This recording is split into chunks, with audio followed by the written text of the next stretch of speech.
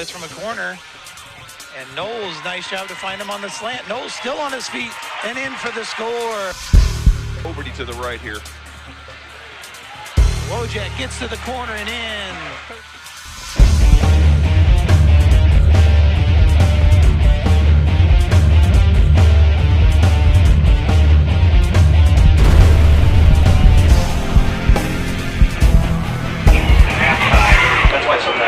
Good evening, everyone. Welcome to Ken Duke Stadium here on the campus of Medina High School. It is now 10 weeks in the books, and we're ready to start the page of playoff action here.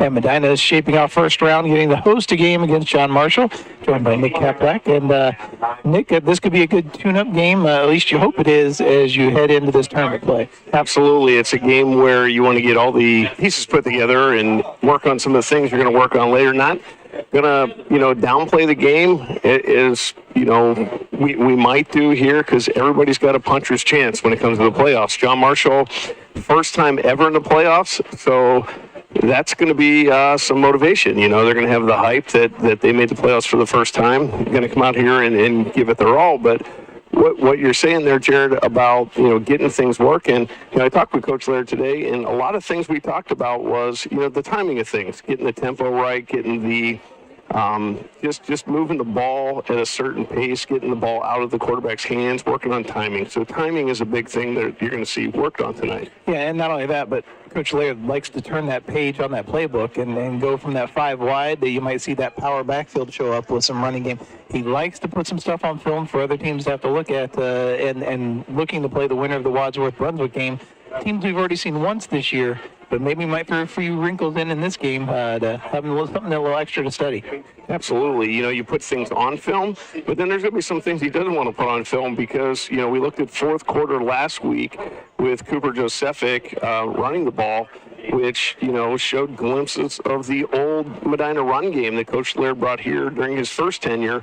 And that has a lot of things in it. You talk about the complexity of the 5 wide offense. And if you look at Coach Laird's run games through the years, there's a lot of complexity there, too, with, you moving formations around.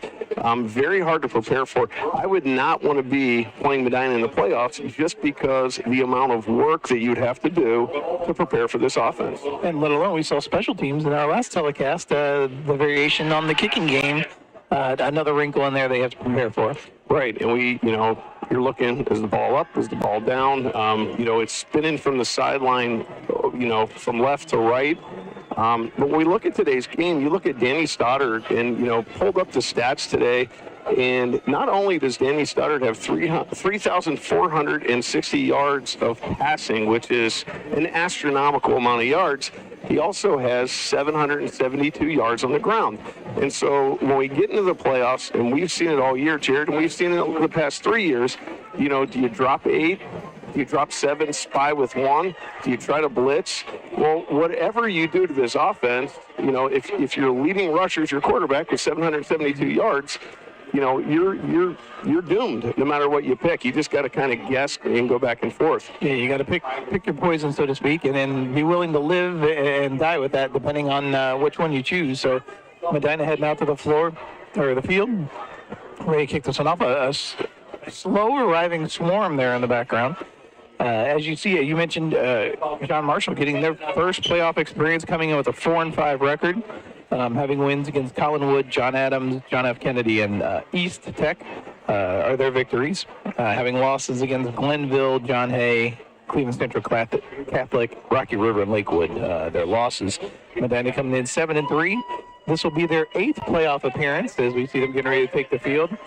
And right now, they're still waiting to get their first taste of a state semifinal or a state semi or the state finals itself. They are 10-7 all-time record in the playoffs. And this is their 5th straight year in the playoffs. And prior to that, we went, 50 whatever years and not being in the playoffs. I know the playoffs were a little different and fewer teams were in, but it was very difficult for Medina to even make their first playoff appearance. And now it's just become the norm. And so if you look at the history of Medina football over the last, going all the way back to leather helmets, Medina never really had a football program like it has today. This is new. This is 5 to 7 years in the making, and a tradition's been born, and the expectations and the bar have been raised so high that it's do you make it to the Final Four, or you're not really happy with the results of the season. Yeah, their first playoff appearance was back in 2006. Made it again in 2010, then 16, then 2019, 20, 21, 22, and now this year. So 2006 being the big jump. Yeah, and Coach Laird on a majority of those teams there, as we mentioned. Coach Sutherland, also another coach that had him in the playoffs the other year. In 2006, I believe would have been Coach Reed would have had them the first year, and to see how far we came. The playoff game could not be played here due to field conditions, and had to be played at Brunswick, I believe. Yes, and that's back with the grass field back then. Yes. So John Marshall won the toss. They elected to receive. They want to get the ball first and try to set the tone. I see the ball's upright, so this is usually in the area of that pooch, looking around the 30-yard line. And this is the one area that John Marshall can hurt you. It would be the special teams. You have a lot of open field here. John Marshall has some excellent athletes on their team. Smaller roster, not a whole lot of depth, but this is the place where they can hurt you. Ball fielded as the team up the middle, and get good starting field position for John Marshall, be at the 40. Jared, I knew this was going to be a different kind of week. It was going to be a good week. I was walking by practice the other day. I had a stop. The guys were warming up, and Leonard Skinner was playing over the loudspeakers. I don't, it's not very often you walk by a football team warming up to Simple, man. And, and Simple is far from what Coach Laird is when it comes to the offense. I mean, it would be complex, man, because just all the formations we're throwing out. Again, that's just a bear to deal with. But now we're going to see the defense here. And John Marshall comes out with 3 split and trips to the right. Single receiver set to the left. Medina 4 down lineman. Marshall right to the ground, and man, right in there. Cooper Josefsik in there to blow that play up right away. Stops the run game early, as that was number 42 on the carry, Jalen Salmon. Cooper Josefsik's motor early in the year, just getting the gears turning. In the last 3 to 4 games, he's just taken over on the defense, and then last week did a little taking over on the offense. Yeah, loss of 2 on the play. Takes it back to the 38-yard line. 2nd and 12. Actually, could be 13 as you...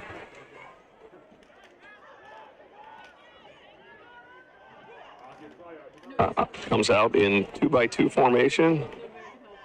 Looking to throw the little quick wide receiver screen. That was popped in the air. Did the other receiver catch it off the tip? No, Medina with the interception. There was 2 players down there. I didn't know if it got the... And coming away with it will be number 4 to be Darnell Davis with the interception. So Darnell Davis in the right place at the right time. That ball tips up. Does a nice job getting his hands under it, secure the catch. Now Medina is 1st and 10 on their John Marshall's 40-yard line. So we'll see what we come out in here. A lot of times we see... Let's see if they take a shot deep here right away. Right. Sometimes you get that turnover. It sets you up for it. Sudden change, quick right now, they're mismatched here on the bottom, or top of your screen. They're missing the defender. They got to slide now they bring another man. There's not enough guys on this side of the field.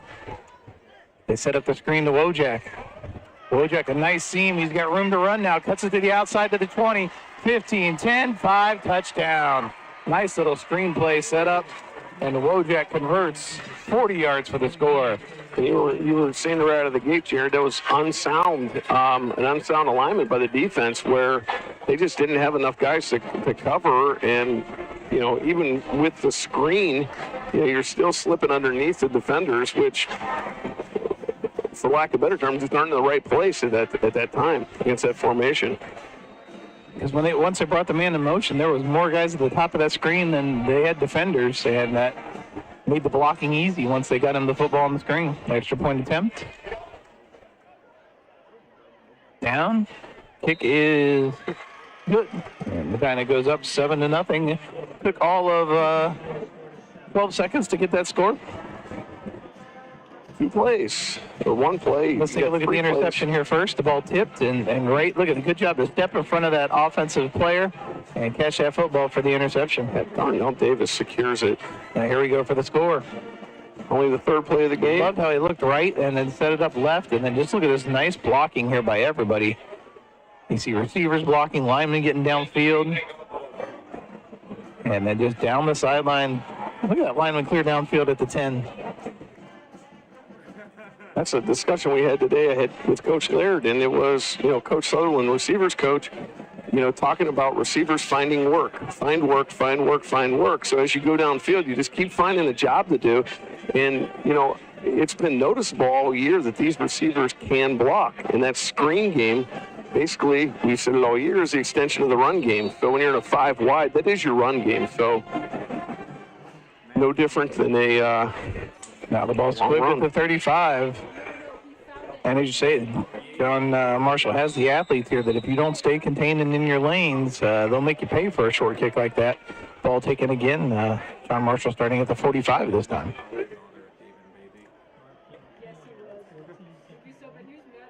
So decent field position for John Marshall. 10:49 to play here in the first. Bees lead 7-0. And Medina's defense making a statement early today. Turnover, 2nd play of the game. Marshall comes out with trips with 1 receiver set to the quarterback's right to be the top of your screen. And they go to the ground game trying to get to the outside. Nice blocking to contain on the outside by John Marshall. First down run taken by number 27, Anthony Hempstead. On a play like that, typically you have somebody assigned to contain, and you're trying to force that in. And on that play, just might have been a mix-up or a little bit of confusion. Who was supposed to be contained man that time? So the ball got outside, right around the 9 hole. Yeah, good for a 14-yard gain for John Marshall. Moves the chains, 1st and 10.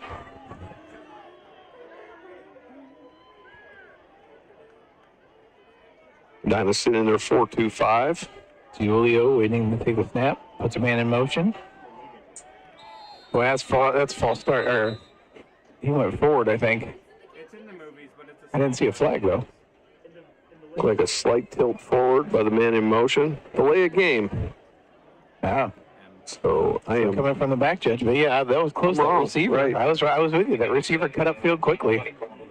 Well, he might have been looking at the large play clock down in the end zone. If you're seeing it get right to 0, you might as well just go. Yeah. That's wireless. Marshall comes out now with 3 receivers to the field, 1 to the boundary. Looks to throw the ball. Ball thrown middle, falls incomplete. Intended receiver, number 3, Randall Henry.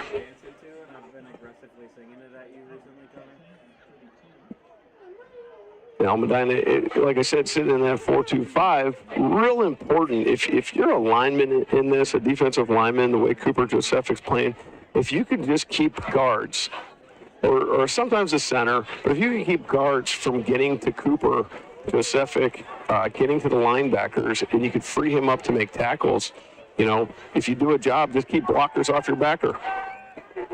Set out a wide receiver screen. Oh, and the Bees kind of got stuck that time. 2 defenders ran into each other. We have 2 flags come in. I'll decipher what those flags are for. Still short of a first down. I'll bring up a 3rd down, possibly a 2nd down, depending on the penalty here. It's a pretty neat play call there by John Marshall. You have your motion man, cut back, become a lead blocker. Wrestler sorting out, looks like a block in the back. It's going to be declined. And then a chop block, right? So two penalties. So they'll move back again on the penalty. Refs are sorting it out here, so they're going to take the chop block penalty. Weave off the block in the back, and now Marshall's looking at That was a 15-yard penalty. second and a mile. Bex, what are you thinking every time you see Connor doing his faces? Back in their own territory, about where they started this drive. Actually, farther back than where they started this drive. They started the drive on their own 45 at the 39 here. Looking to throw. Pressure gives way as that defensive front gets through, and the quarterback able to work his way ahead for a gain of about 2. Oh, Connor kept telling me that you were giving him nasty looks and he thought you were mad. It's going to be tough for Marshall to throw against this defense. When you have 5 defensive backs in the game, nickel package, where you can mix up any coverage you want. You can play cover 1, cover 2, cover 3, cover 4, and then you could do all the hybrid coverages on each side. So you can do just about anything you want in this. And 127. It's going to be very hard for them to pass. So long yard situations are going to be very difficult. Safety just can't let anyone get behind them. Pressure coming from the left side. Quarterback rolls to his left to get away from it. And it's intercepted. And we got a flag down, another flag. Multiple flags flying in. I thought I saw one back in the backfield, but I do not see it. Braden Smeagol with the interception, number 27. Makes a nice run after the interception, gets it out to the sideline and takes on a few defenders. Now we got to see what the flag is. I think that's in a block in the back kind of area, I'm thinking, on the return. Bex, is there going to be anything covering that middle? Always a tough one when you're trying to find somebody to block after an interception because everybody's kind of turned around. The offensive lineman trying to give a flag back to the official. They move Medina back. It was nice of Pete Jarvis to give the flag back. Looks like the ball is going to be placed. Let's see the interception here. Tough throw. Going to your left, trying to throw it back to your right. It's grabbed by Spiegel. He tucks the ball away, puts it in the right hand. Making some good contact. Look at that. The Bees taking a shot deep. Hathaway makes the catch.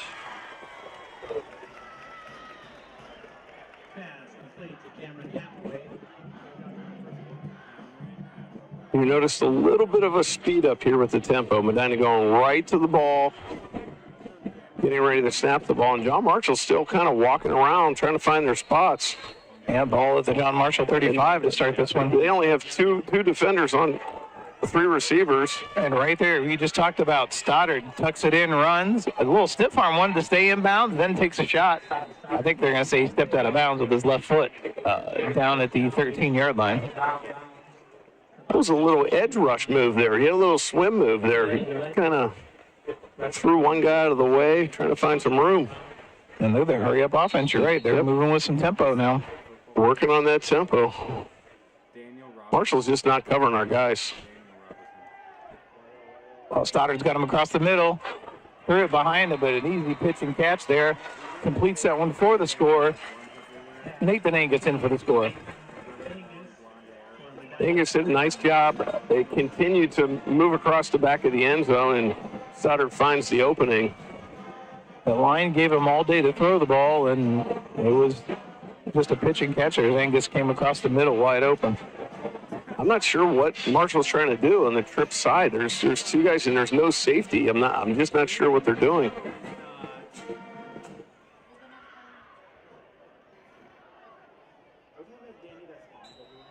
The kick and the extra point is good. Medina jumps out now 14-0. And they really have only run a total of 4 plays to get there. So efficiency and tempo running both right now. Exactly. And you said at the beginning, Jared, about working on things. I think if you're going to work on things, you better hurry up and work on them in the first 2 quarters, because I don't think many of these guys will be playing the 3rd and 4th quarter. You saw the good job by Angus. He did a little back shoulder there, but able to pull it in and make that catch.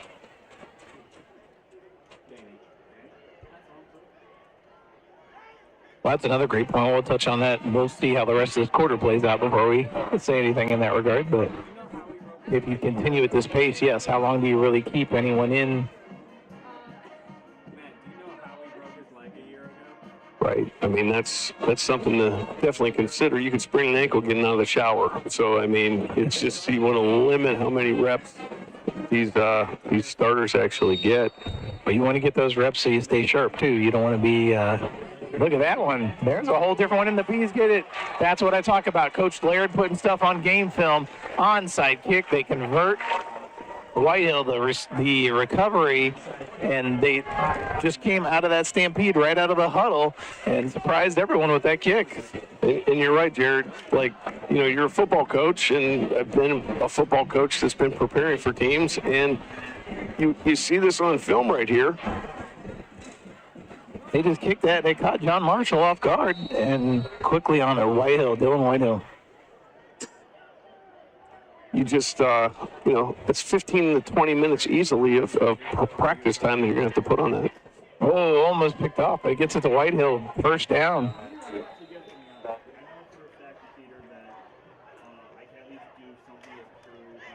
That is Nathan Angus's eighth touchdown of the year. Had 369 yards prior to this game. 27, taking a shot for the end zone, has Knowles. Nice job. Is a little underthrown and able to get in there and get a handle on that one was Tylen Richardson. Austin Knowles, 1,380 yards on the season with 20 touchdowns.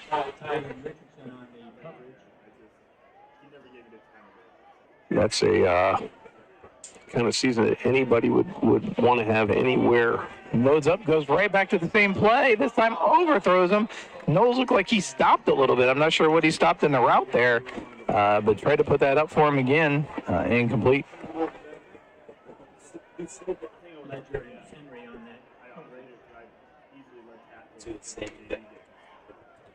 Connor, do you think you would have gone pro? So 2 shots at the end zone, makes 3rd and 10. And Knowles getting a breather, I think, on that play. Stoddard, all kinds of time, surveying, now gets pressure coming late. Fires it, sideline, does it keep a foot in? No, they're going to say he got out of bounds and couldn't keep his foot in. Intended for Dylan Whitehill, but just couldn't complete.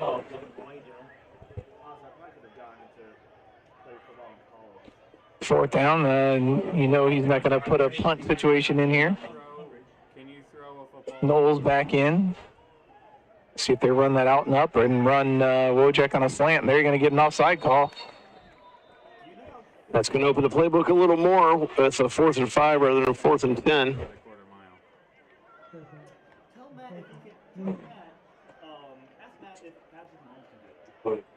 So 4th and 5. Right around the 22-yard line. And they shift from that uneven backfield. Now Stoddard in motion. Wildcat right to Wojak. Wojak keeps, goes up the middle, still on his feet. Works it down to the 5. Nice, huge hole there for Wojak. Nice again. Coach Laird, we saw a little bit of that in our last telecast. That 5 men in the backfield, which you said you can't have. But then they resituate themselves and do a little wildcat to Wojak and move the chains. First down. Great job by Wojak there. He knew exactly where the first down was because it kind of got stuffed up right at 4 yards and got low, was patient, stayed on his feet, kept his feet moving, and then wound up getting the extra yards. Well past the first down, but was going to get the first down nonetheless. That was good for a 20-yard gain on that play. And now ball placed at the 7. John Marshall utilizing one of their timeouts just to kind of get themselves regrouped on the defensive side. Yeah, go ahead. Take 3 months worth of my. So sitting at about the 8-yard line, Medina looking to strike for the 3rd time tonight. And there's still 8:23 left in the first quarter. 2 interceptions by the Medina defense so far. The offense trying to turn them into points each time. We'll see if they can here. 1st and goal for the Bees. Stoddard by himself back there, feeling the pressure coming from Shaker. Will roll right, looking, fires back at the end zone. Just a little high, intended target, Wojak.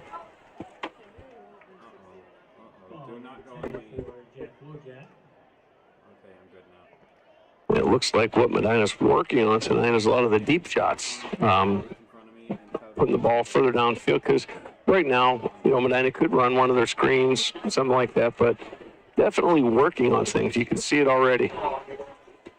Bring Whitehill in the motion, the same side as Wojak. The blitz coming. They throw the screen back to Whitehill. He's going to walk into the end zone. Touchdown. Bees. Dylan Whitehill, third touchdown on the season. You like that because what he did, he came over to that side where you've got Wojak and Knowles that are both deep threats. They just both take the defense back. He just kind of sits back in that zone waiting on that little screen pass and had good blockers in front of him to take that one in easily.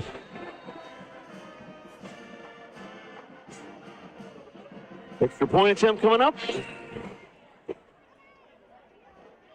I didn't detect that. And John Marshall comes off sides.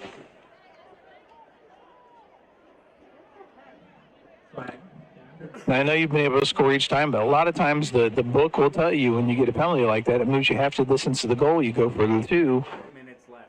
I think Coach Lear is going to choose to kick here and not go for the 2. And, you're working on those extra points as well. In practice, it's hard to get a live rep when you have guys, coming full force at you.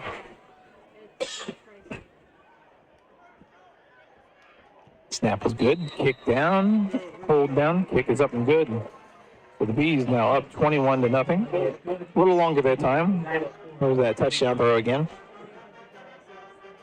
Look at that backpedaling. Just calmly steps in there. Hits Whitehill. Look at the blocking upfield there. Lineman, look at there's 3 linemen right there just waiting to find somebody. Looking for that work, as you mentioned earlier. Absolutely. And you know what?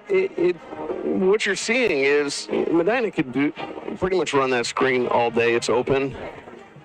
I think just about everything's open, but you're going to see series go to third, fourth down here in the first half as you work on pressing the ball downfield. But that screen, we've said it all year, extension of the run game. It takes away, if you don't have a everyday run game, you really don't need it if you have a good screen game. And those receivers and the line on that one really have really an A+ in the screen game. I'm telling you right now, the guy who's having the most fun on the field right now is Finn Kelps. He's like, okay, how do I get to kick it this time? He's getting to do a little bit of everything here today. He's got the ball teed up straight up and down now. So 2 interceptions and an onside kick. You heard that what's hilarious? Only 2 series so far for Marshall. This will be their 3rd. And they fielded back at the 5, and that's one of the few times since early in the season we've seen the kick go deep. And nice job working through the line there, and then great return by Jalen Ledger. And a nice return, and again, John Marshall being able to start in good field position. Yeah, this will definitely be a drive that John Marshall has to put together. They have to put something together, cross midfield, work that field position, try to get some sort of points on the board here. And it's really tough coming back from a 21-0 deficit, only a few minutes into the game. Well, really, their last drive was their best drive up until the interception. But you had penalties and delay of game penalty that really stalled out the drive before they could ever get anything going. And that's saying something that was their best drive. Matt, have you ever seen Hadestown? Go back to the ground game. The Bees, nice job up front. I think that was number 13 of the Bees, Cooper Estes, getting in there and making a stop. You ever heard the myth of like Persephone or something? About a 2nd and 9. 2nd and 8. Ball at the 33. Gain of 2 on that one, so yeah, 2nd and 8.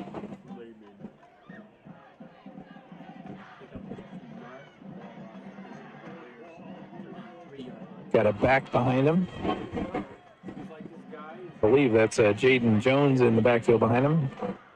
He gets the carry, but flying in there and making the stop, number 32 of the Bees, John Estes. That defense making some changes, bringing some fresh bodies in.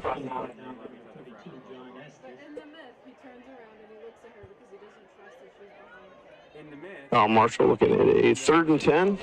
He made it the entire way. Watch the screen. Watch the draw. That's what we always say on third down. They always had that luck going to the outside with that outside blocking on that little screen pass the last time. That got them the first down and a big play. Well, placed in the center of the field, so not really a short side, so they're able to spread out. Looking to throw, taking that deep shot. Good defensive spot. Had position the whole way.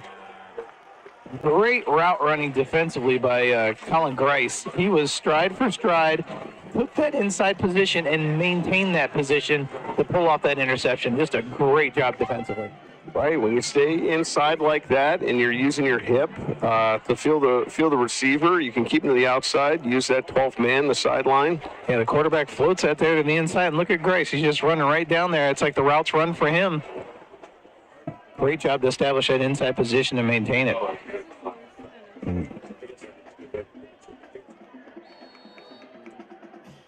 So now the Bees starting again here, 1st and 10, quickly to go after it. Ball at the 35-yard line. Stoddard had it, man. Wojak wide open. Instead, comes and finds Knowles. Oh. All right, Knowles is fine. He just went down. You get nervous when you see a guy go down like that right away. Glad to see him get back up. Especially on week 11. You know, that's Grice's first interception of the year. Looking at the stats here. Now they set up the screen. Angus has a sideline to work with blockers in front of him. Gets it first down, up to the 47.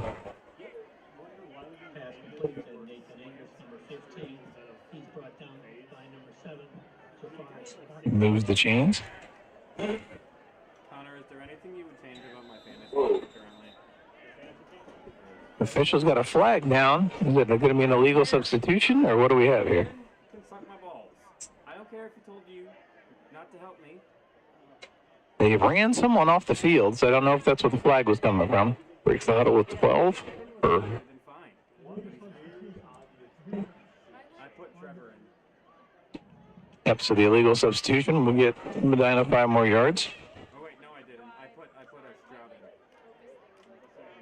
Connor, don't be a bitch ass unless you're picking favorites now.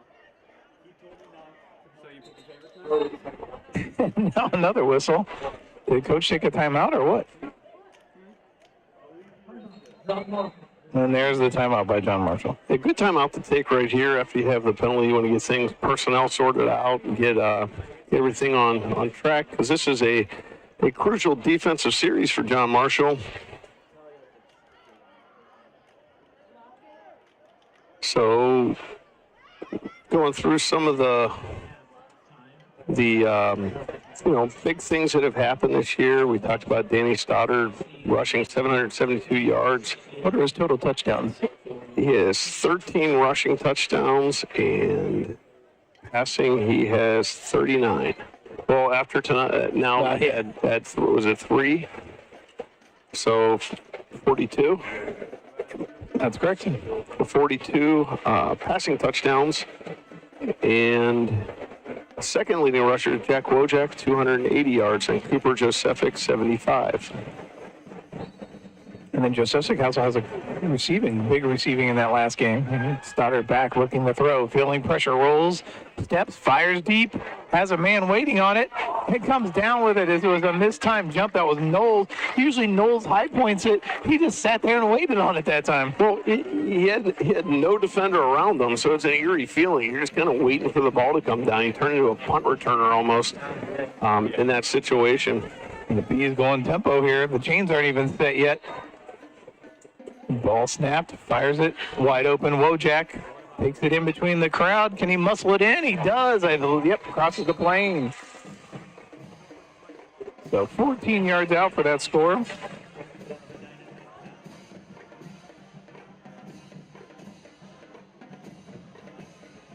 Wojak had 8 touchdowns coming into today's game.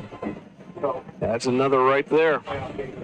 And that was kind of a neat decision, because he had the outside. There was a block, and he just said, you know what, I'm going to run right at these guys and put it in.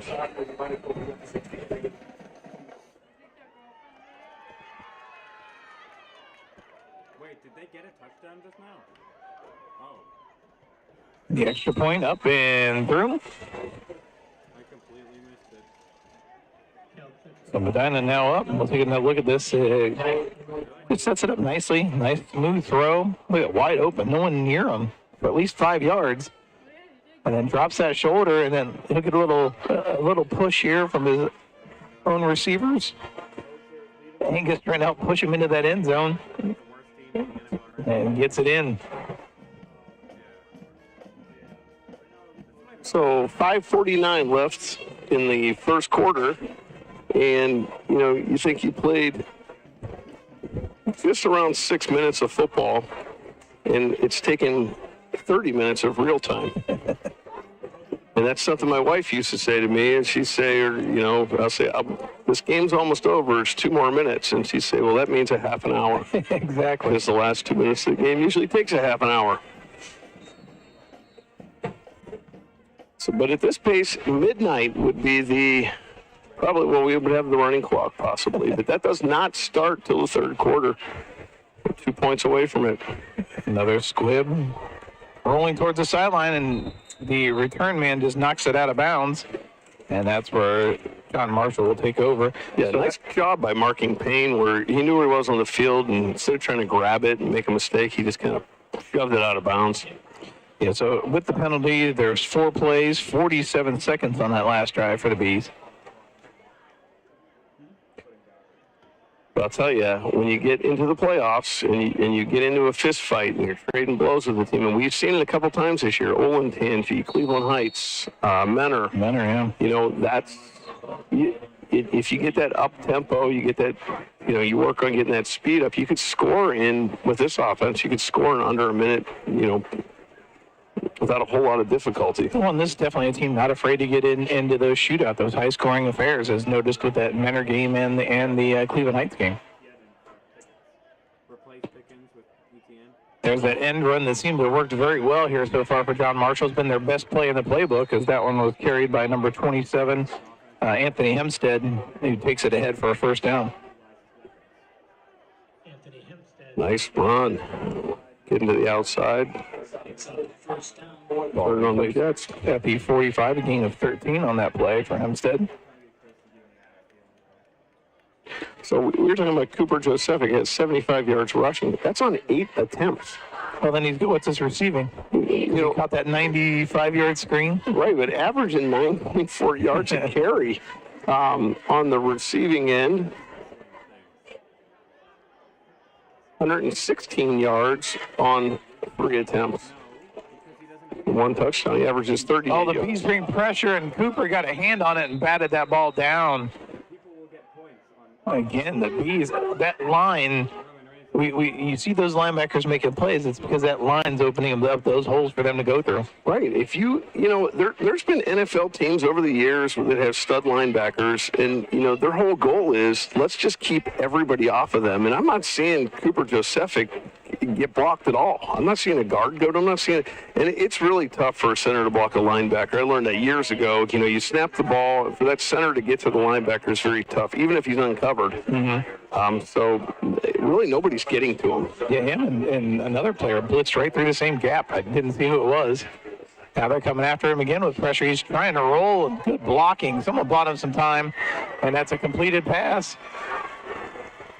Biggest play of the game here for John Marshall as that ball was completed. The marking Payne, I didn't see, I think it was the tailback who made a great block in the backfield to give the quarterback enough time to make that throw. And that was a great throw. I mean, that was under pressure, slinging between 2 defenders. An excellent throw. Takes it into Medina territory, the 29-yard line. 26 yards on that pass play. So John Marshall getting close here to the red zone. Julio. Oh, a bad exchange there. The ball came loose, but there was a whistle before that happened and a false start. That's one where I think John Marshall's glad to have that penalty because that ball is on the turf. Yeah, John Marshall struggling a little bit with the mesh point there, not quite getting the timing right. Losing 5 yards or losing possession, you take the loss of 5 yards every time. A lot of costumes down in the Swarm tonight. People dressed up for the Halloween theme. The official had to come in and change the mark of the 5 yards. There, they got it adjusted. Nice job by the line judge to notice that. Yeah, I think judgment. Clocks started. Linebackers blitzing again. They're blitzing almost every play now. Another tip ball that could have been had, incomplete, intended for marking Payne. What number is 8? Well, Medina bringing pressure. He's showing a lot of different angles with the front four, bringing the linebackers off those angles, bringing about 6 guys every time. Making it very difficult to run and making it difficult to pass if you're trying to throw it downfield. Well, and that gives the credit that they have in the secondary to be able to bring everyone on the pressure like that. The confidence of the guys in that back defensive secondary to make the plays. Yeah. Second down, looking to throw, fires for that screen. The ball tipped. Oh, Taylor Holvey wanted to come down with the stop and the interception, but couldn't do both and was able to make the stop. Yeah, Talon Holvey has that world-class speed. He breaks on the ball so well. I feel like he's had an interception each game. Hungry for one there. How many times have we brought up 3rd and long for this John Marshall team? Faced with another one here. 3rd and 15. I don't know if I'm reading the stats right, but it looks like Talon Holvey had 9 interceptions on the year.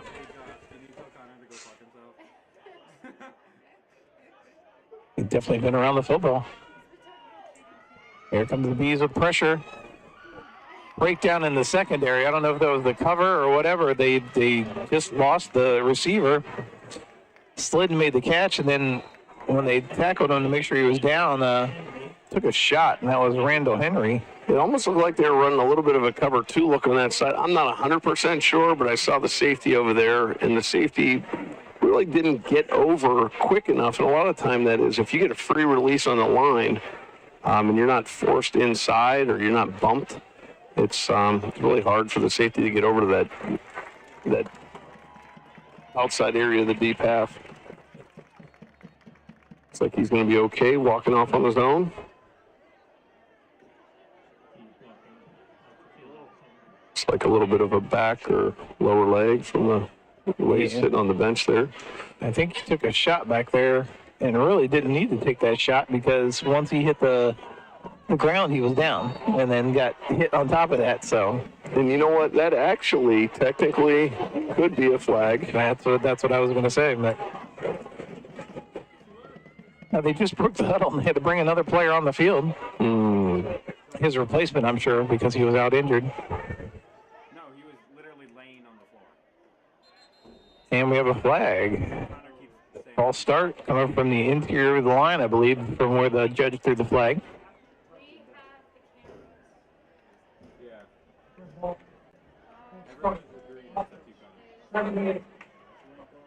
Yep, false start by number 78 of Shaker. That would be Romello Blackman. So John Marshall getting 2 steps forward, 1 step back almost on every series. Yeah, exactly. Makes it difficult when you have a defense that's playing fast like they are tonight, playing downhill. Bringing a lot of pressure. First down 15 here with that loss of yardage, and that one trying to go across the middle is intended target, Tyler Cooper. Well covered as the ball is underthrown. You know, and if it was thrown any higher, there's a really good chance that ball was getting picked. You had 1 receiver, 3 defenders in that area. So 4:01 to go here in this first quarter still. You know, this is about the time, you know, you're stuck kind of in a passing mode here. You're looking at 2nd and 15. This is about Talon Holvey time where you get a pick 6, something hung up a little bit deep. Feeling the pressure, goes that back corner, breakdown and coverage again, finds a wide open receiver for the score. That's Ramel Reese taking it into the house for John Marshall.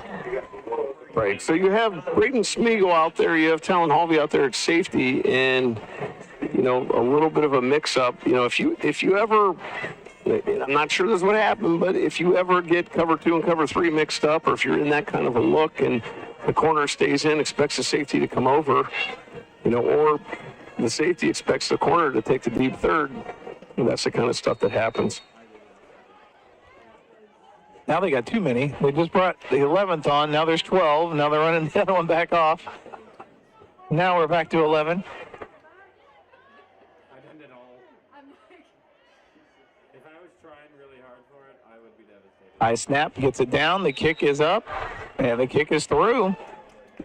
And so John Marshall gets on the board, 28-7. Yeah, just you're saying here is probably sitting in the zone and they just lost him? Well, so I'm not sure if if the There's the wide angle shot. Okay. Give you a better look there. So we bite in with the corner. We bite in with the in route with the corner, and the safety isn't getting over to the deep. And the safety helped with the inside route. Right. Yeah. We have an update right now. Wadsworth out early in the first quarter, 14-0 against Brunswick. I'm going to ask you a question here, Jared. It's going to go against everything that I am as a Medina Bee fan, but is there a little part of you that's just okay with John Marshall scoring right there, the way this game's going? I think in the fact that it keeps your team a little focused still. Right, it just keeps it as a game, and if you're working on things, you can continue working on them. You're still in a game. It's not, if it goes 35-0, you're really so far out of it that you kind of go into cruise control and things get a little sloppy as far as mechanics. And yeah, you're right. And you can't be fresh and honest, especially defensively now. Right, and you can't really keep your starters in too long either because the game gets so far out of hand. I think that ball was too inflated. They switched to the one that's a little flatter now. But then again, there was Colorado a few weeks ago, right? What was it, 26 crazy lead, and they wound up losing the game to USC, right? In overtime. No, it was it was not. It was Stanford. Yeah. Thank you. I knew it was Grace will pick it up. That's a 35. Nice run by Grice, getting it all the way up to the 42. Little extracurriculars going on down here by the Medina sideline. I'm not sure what that was, but... All right, so we'll see if the Medina offense comes back and does. In answer to the John Marshall drive, they will start first and 10. Ball at the 48-yard line. Got Curtis Hartman in the game, the line. Number 73. Shaker's still running personnel in. They've had a hard time with that here tonight. And I'm doing a good job. I'm doing better than Chris did. Bringing a four-man rush. Nice job stepping in, firing. Hathaway just off his fingertips. He had him. Nice job by Stoddard to step into the pocket to make that throw. And just missed the outstretched fingertips of Hathaway.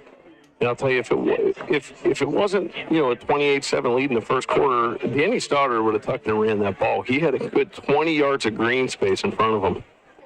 They go to the screen, complete. Some nifty moves put on down the sideline, and that's number 10 of the Bees getting the reception. That's Braden Walker. Yeah, Braden Walker showing some great yards after the catch. A couple moves. Both defenders had a beat on him. They weren't even close. Nice job. Ball's going to be placed at the 41 of John Marshall. Stoddard, a design run right out of the gate. Ducks, dives forward. Should get about 6 on that, depending where they spot him on the dive. About the 36.5 now.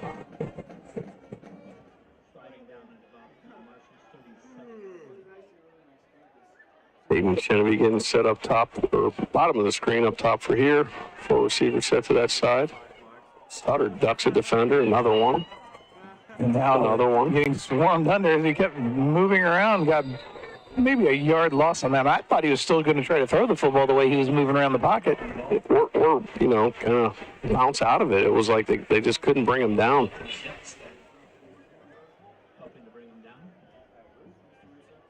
Stoddard, very strong runner. Hard to bring down. We've seen him make some plays where looks like it's a sure sack, and he breaks away, makes a big play. Ball at the 37.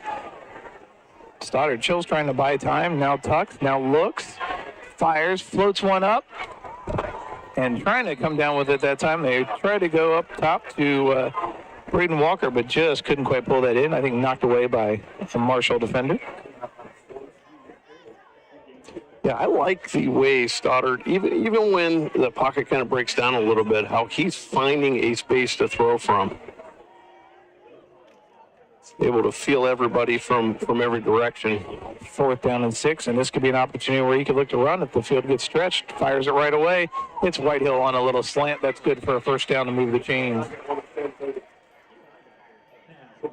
And those plays are there. Those plays are there if elected to use those. But again, you're going to see a lot of different routes right now, a lot of different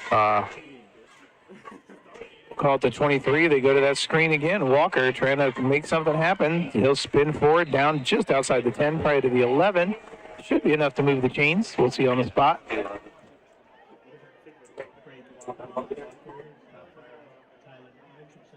That should be at the 11.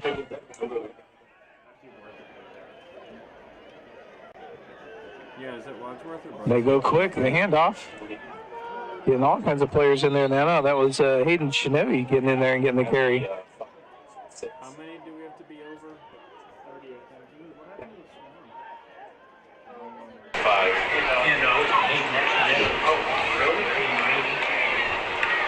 To the 6-yard line, they go back to the screen to Whitehill. Barely have enough time to write my notes down, and Whitehill takes it in for the score. We'll give a little shout out to the line here also. Pete Jarvis, Tommy Prock, Cole Huntley, Curtis Hartman. Doing a nice job on these drives. Yeah, that's Whitehill's second TD reception of the game. And if I miss any alignment, I will get them on the next series.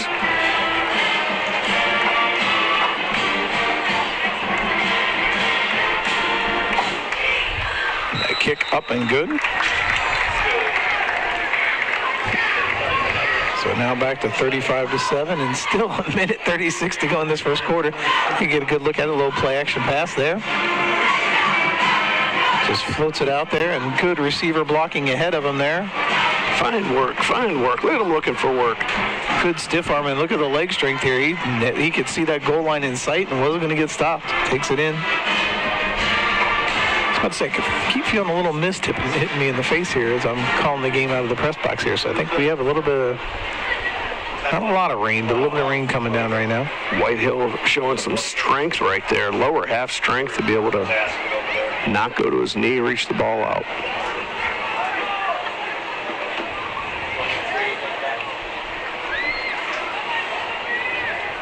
Not quite a capacity crowd here tonight, but I would think next week, Medina, the way it looks right now, if everything kept going the same way, I believe, would it be Wadsworth, Jared? Yes, it would. That would be the next opponent. And that will be at Wadsworth. Even though we beat Wadsworth during the regular season, they finished with a higher record and a higher seeding. So it would be a home game for them. And that will be a sold-out madhouse next week. So make sure you get your tickets early for that one. Ball was placed sideways, and man, nice catch. Player on the spot. Wow. I think it was self-preservation there as he pulled that one in. Matt Ingram. Nice hands. The line drive. He just earned himself a spot on the hands team for the rest of the year. There's Matt Ingram right there, robbing Dinah of a base hit up the middle. He could have turned 2 on that one. Had enough time.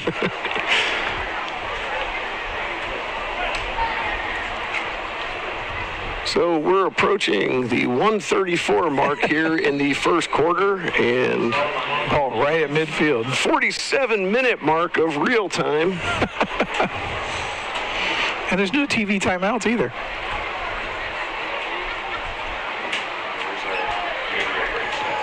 Here comes that. Underthrew him on that pass.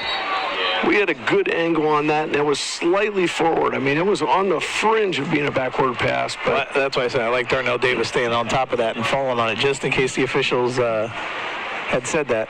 Yeah, very heads-up football play right there, because you just don't know what the officials are going to see, and if the one making the decision thought it went back a little bit, that ball is live and it is yours.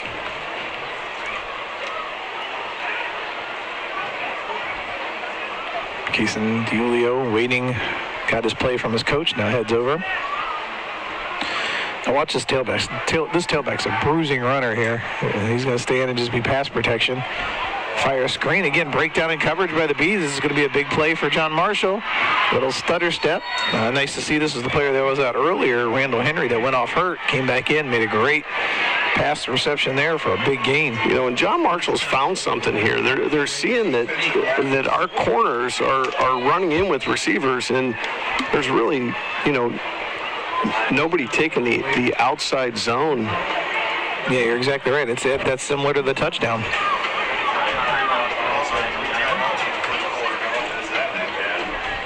So 1st and 10, John Marshall sitting at the 30-yard line. Big timeout. You're right, the atmosphere will be electric next Friday here. If everything stays the course that we're seeing now. Great rematch in that game. Medina came away victorious during the regular season.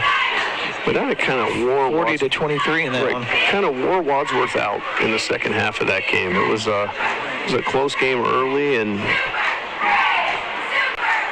I think, right now you're looking at the pace that Medina's playing with. You'd be looking at something very similar to that, hopefully next week. Ball to 30. Low snap. They're bobbling between each other. Finally picked up by the running back. And a late flag in. That's probably in the area of a hold.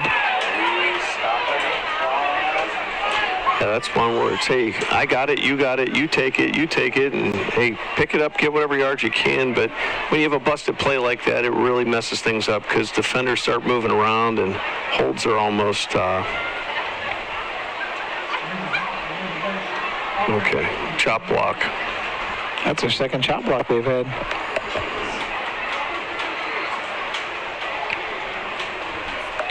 Bees hustling out personnel. So 2 big penalties again. Another, like you said, every drive you talk about a penalty they have that just derails their drive. Are you looking at 1st and 25? At the 45, yeah. Looking, fires deep to the right. Alvey's back there, and he's going to get the pick.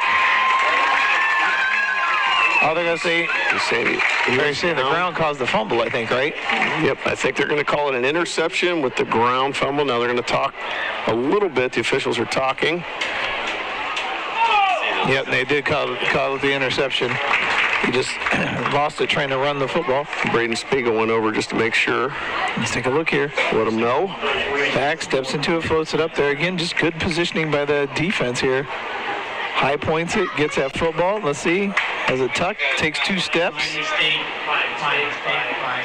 Still had the ball, and it wasn't until he hit the ground that the ball came loose. He had possession. So the ground caused the fumble. That was an interception. So Halvey adds to the tally of interceptions. Like I said, just about one a game. I think it's 10. I know the stats have a weird kind of number and a asterisk number there, but I think you're looking at 10 right now. Ball at their own 15. And we have a flag come in. A quick throw out of bounds. That's complete again.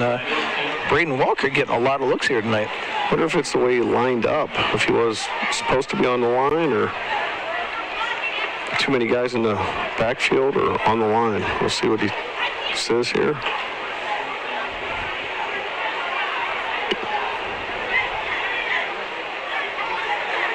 He's talking to Coach Laird right now about what to do with the football.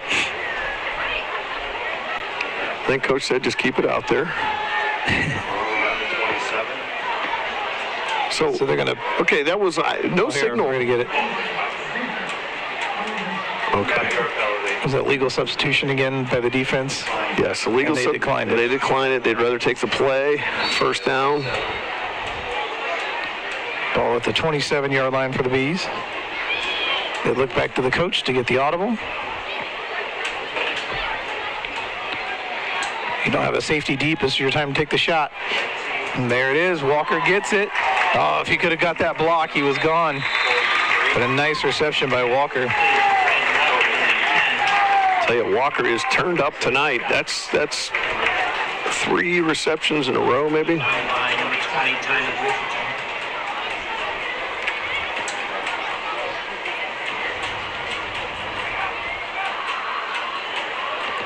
So they set up again. They do have to hike it. 1 second difference between Probably the last play of the quarter here. Maybe not. We'll see. Fired down the middle. It's Walker again. Bobbles it, but hangs on. Pulls it in for another reception. That takes the ball down to the 20-yard line. They're going to try to get one more play off here. 20 seconds to go in the quarter. Looking left, nothing doing. Here comes the pressure, and then he just throws it away towards the sideline. And he had a receiver in the area. It will stop the clock, so we still get yet another play in this first quarter. Wadsworth now 21, Brunswick 7. Brunswick's on the board. So watching that one carefully, as it has implications on where Medina would play next week. Throw a little out route, complete. And that was number 80 of the Bees coming up with a reception, Shinevi Hayden. Tell you, Braden Walker came into this game with 9 receptions, and I think he's added maybe 5 to that so far. And we've reached the end of the first quarter finally. The Bees up 35-7. 54 minutes, and there was no major injuries. So that is got to be somewhere in the record books.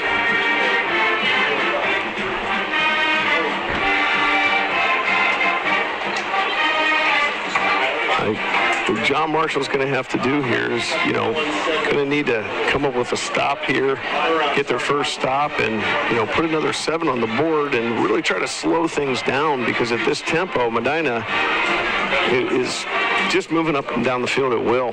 Well, I think you already talked about some of the players coming out of the game. I'm watching on this drive, you got Austin Knowles and Wojak both holding their helmets, not even on. So I think their day might be done here. And you're going to see Walker and some of these other guys get a chance to make some opportunities happen. And now I can definitely see the rain coming across the sky. So we got a good steady drizzle coming down now.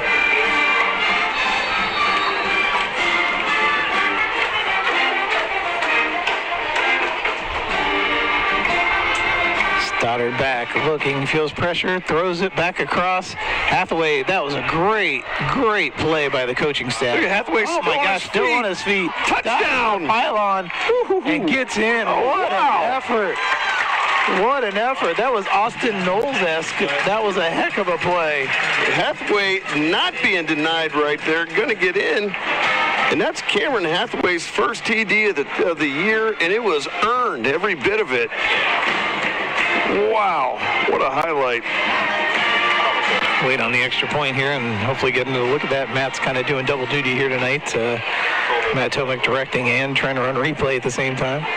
Been doing a great job of that here tonight. And our Beck Swick and Josh Nass on camera.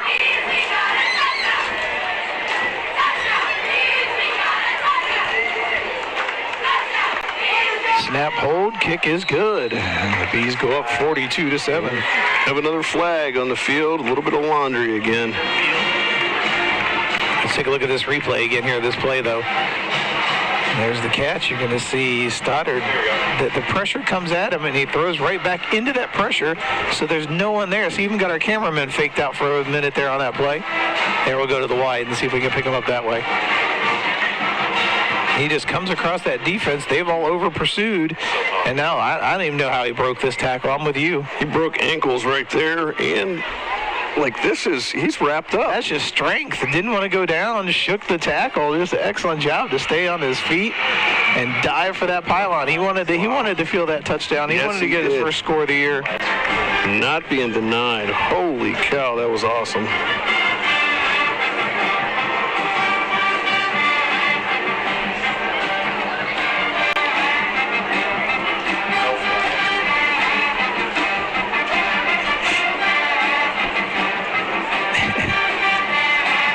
I think he's just talking to the special teams guys. I think they're going to kick it away this time.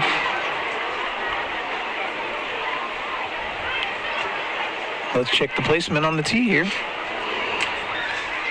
Come on, you always guess it. Up or sideways? Which way is it going to be? Oh, down. Sideways. Sideways. You see? Okay. Let's go sideways. You wouldn't do it last week or 2 weeks ago. And look, you're correct. It's sideways it is.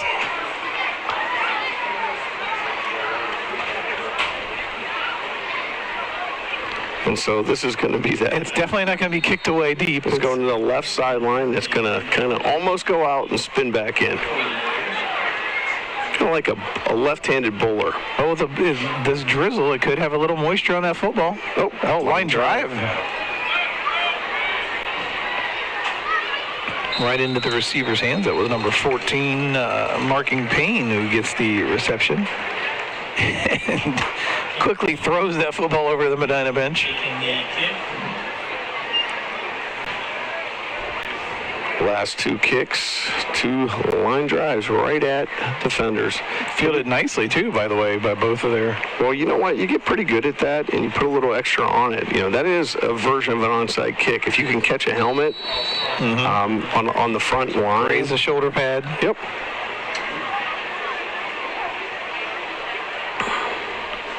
Ball at the 42-yard line of John Marshall. Going to that end run. This time, Medina has the containment. The ball came loose. What a big hit there. Cooper Josefic puts the hat on the ball. Ball comes loose, but out of real estate there. Goes out of bounds.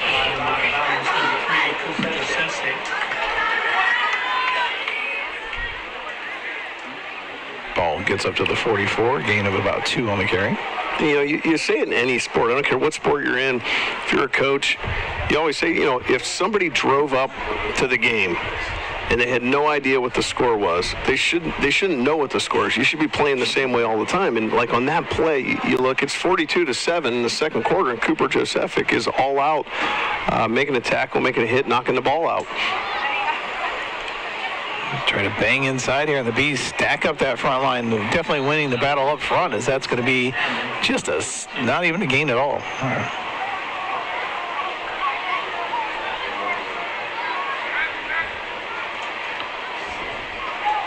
Maybe a half a yard. So the ball at the 45, a third down, and I don't think they've had 3rd and under 5 this entire game. No, every time they get a big play, they, you know, shoot themselves in the foot, move the ball back. Face 3rd and 7 here.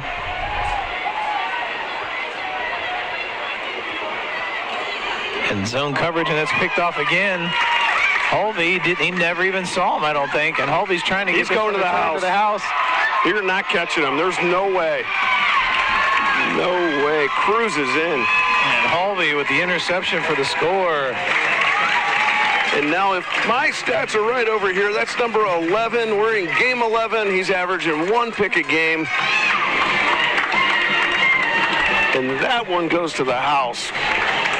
And once Talon Hulvey gets into open field, there's no chance. He's probably the fastest guy on this team.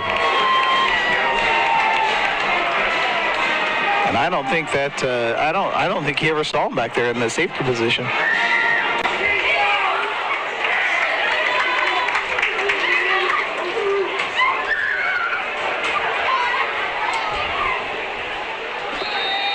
It's going to make it 48-7. Waiting on the 49th point here. They're close every time. One of these times they might get one. They didn't that time, but... So, Jared, right now, the Arizona Diamondbacks and Texas Rangers are warming up for game 1. Here we go. Back to the replay. Yeah, it looks like you see him looking. I don't think he ever saw Hulvey. He wanted to fire and deep, and the ball's a little underthrown, and Hulvey just stepped right in front of it in the passing lane. And a nice cutback moves. Look at the blocking down here. They're all finding work, like you said. Defenders come into offensive blockers, and then just the speed to go after this one. It even switched arms to protect the football. Got it in the outside hand. You like that. All right, I'm going to go ball up here. Jared, what are you going? I'm going back sideways. I don't think he liked what he did last time. He wants to fine tune it. He's two line drives. I mean, there it is, sideways. 2 loud outs. Yeah, he wants to hit it a little harder this time. So you think he's purposely aiming for someone in the front row, or he's just trying to drop it in behind that line? I think he's trying to get behind him, but trying to get spin where it goes towards the sideline and comes back, because we've seen that a couple times this year. There, he got it on the There turf. it is, and it kind of spins back a little bit.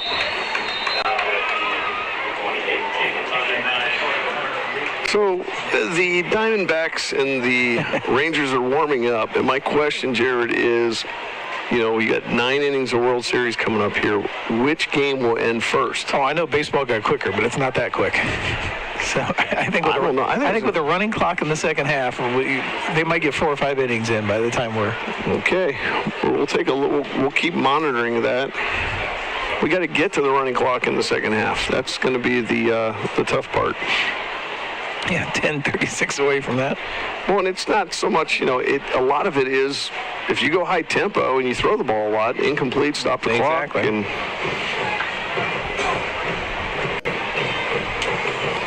ball's going to start at the Marshall 29.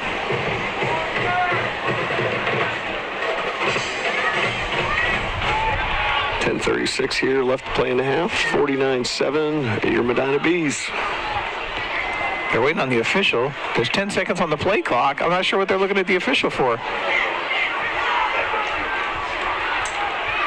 Let me get the snap. And the Bees all over that run game. And that's going to be a loss of, looks like 2 on that carry. Yeah, so, you know, Marshall's trying to do a counter tree action. They're trying to pull the guard and tackle, but the back actually beat the guard to the hole. And if that happens, the play's going nowhere. You just run into a down block, and you're going to have problems. So yeah, we'll say a loss of 2 on that.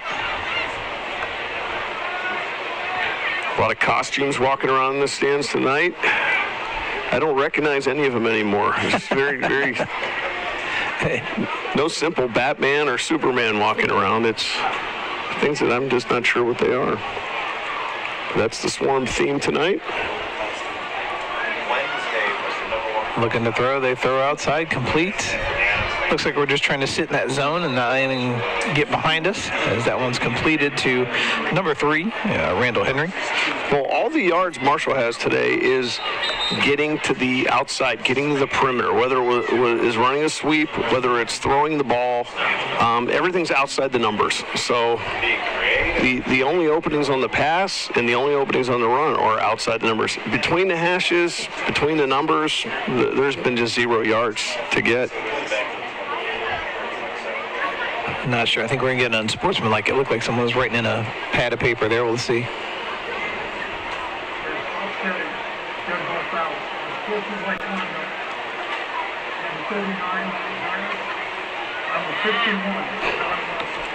Number 79 for Medina and 51 for John Marshall, each getting offsetting personal fouls. It's like the ball should stay put from the penalty. Ball at the 34. 34, second down. Yes, we have offsetting penalties here. Going to be 3rd down and 5. Pressure coming. The quarterback, nice job to see the opening and runs it for the first down and heads and says hello to the cheerleaders along the way. And again, positive yards just outside the numbers. Hey, we'll move the chains. So first down for John Marshall. Now the poor quarterback's got to go clear to the other sideline to get the play call from the coach and then run another 30 yards back to his huddle. So he's doing football and cross country tonight. Yeah, exactly. Going to let her in both. It's going to be 1st and 10 at the 46. John Marshall's own 46. Clock stopped at 9:34. 49-7 lead, Medina Bees. Medina has 5 guys on the line, bringing the heat. And again, that contain being broken to the outside as another strong run put together by Anthony Hempstead. Marshall now calling most of their plays to the outside. They're trying to take advantage of what they're having some success with. That was good for a 12-yard gain. 1st and 10 for the Lawyers.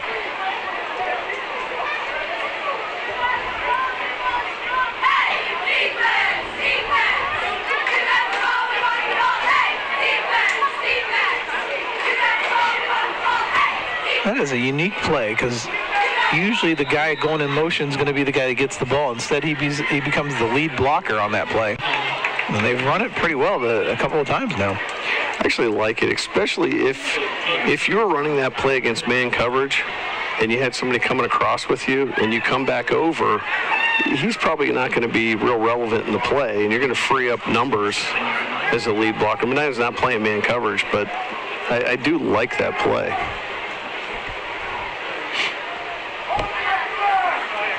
One-on-one matchup up top. Let's see, or bottom of your screen. That's where they go with it. And it's going to be Grice with the interception. Picks it off, but we did have a flag down, so let's see which direction the flag is going to go. It's a 3, but I don't know. Grice with the second pick of the night. And that deep ball, if you're going to miss the deep ball, you got to miss it to the sideline. You can't miss it to the middle. That was just a sideline warning, so the interception happened. So Medina will get the ball in the deepest spot that they've had the ball all night. Yeah, it's a 3. That was Grice on another interception. Great job by the young man here. Again, just not enough on this ball. Again, he's not stepping into that throw. If you just looked how he threw that one, there was no step in for that extra oomph. And you have to miss that deep ball on outside of the numbers. You cannot miss it inside. There's going to be 3 defenders there. It's 100% doomed. You got to throw it in a trash can out to the sidelines. Give your receiver a chance. And Medina comes out now, 5 wide set. Ball at the 3-yard line. All kinds of time in the pocket. Fires it down the middle. Oh, he didn't see a man. And this one could get taken back to the house, and does. I believe that was number 1 picking that one off, Jalen Ledger. I don't think he ever saw him. I honestly don't think Stoddard saw him. John Marshall threw a different defense out there that time. They didn't really rush anybody. It was like a delay. They had a delay rush of 3 guys, so the 3 guys stayed back for a screen, dropped to 8 in the coverage, and when you have 8 in coverage, typically you're going to run the ball. Stoddard would just run the ball, but here, they delay the 3 guys to make sure it's not a screen. Yeah, he just never saw him. I don't think he saw him at all. And that's just the thing. You can't really account for 8 guys in coverage. We see it all the time. You just can't do it. I mean, there's always going to be a free guy somewhere. But on a regular night, a closer score, Danny Starr's going to run that ball for a good 15 yards. But credit to John Marshall trying some different things, And it gets blocked. Flying in there. Holvey, I think, got in there and got that block. And that's going to leave a mark because we're way away from the field. And yes, absolutely hear a thump there.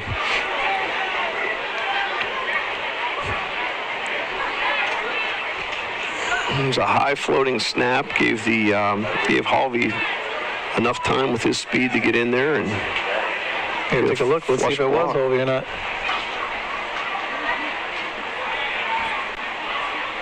Oh, yeah, look at him come right from... Oh, no, it wasn't Holvey. It was a bad kick. It was just a bad kick. I think he thumped the lineman, didn't he? Yeah, 51 took the brunt of it, I think. I looked like I thought the way Holvey extended that it was him, but you're absolutely right. I think he just line drive that kick. I mean, if he would have kicked it through the uprights, it would have went in right into Holvey. I mean, Holvey was lined up perfect for a block. He just kicked it under him. This is about perfect time for a return here for the Bees. Get some special team magic going. Had to get the ball in there first.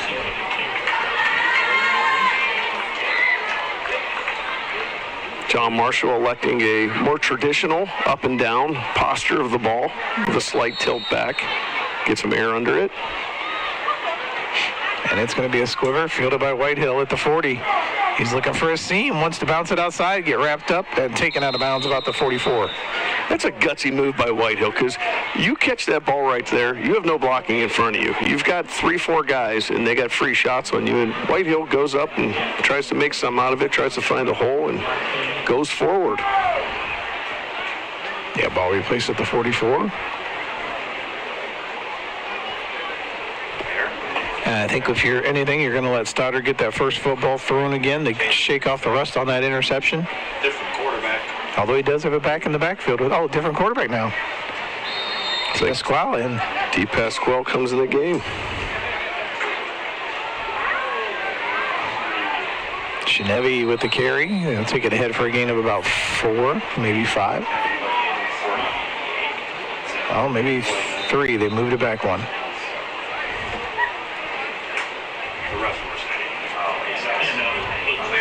So they might be done for these starters.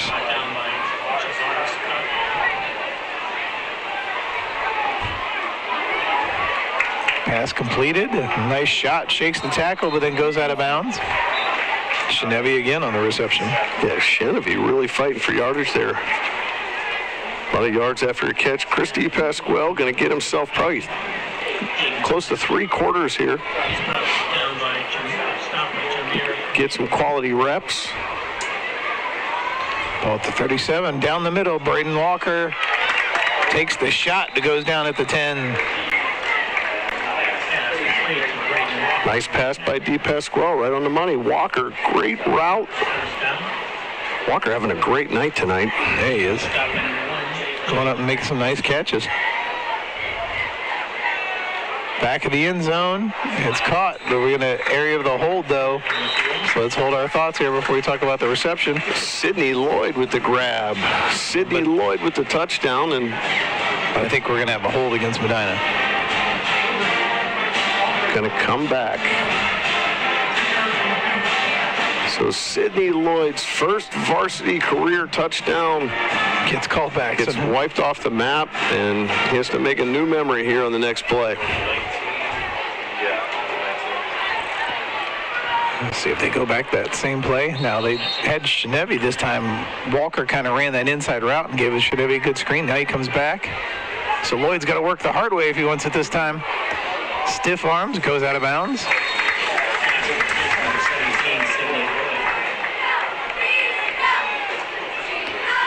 Ball will be placed at, looks like the 15. Second and goal for the Bees. Shaker was still running players in as that ball was snapped. And I think that should be too many men. See how many men they got on the field here.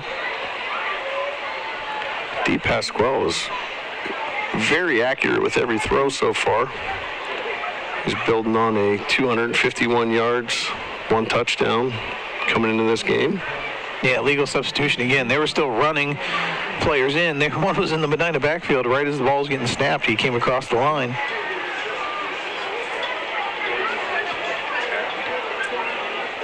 You have a lot of players playing both ways. That kind of stuff happens. Pasquale fires. Shinevi, couldn't quite hang on to it. That was a nice ball thrown away from the defender. He just couldn't hold on to it. Bring up a 3rd down. Yeah, put right on the back shoulder, but really tough play for a receiver. They have to adjust their weight, get back. You see, NFL guys have a tough time with that, but that's exactly where you want to throw it.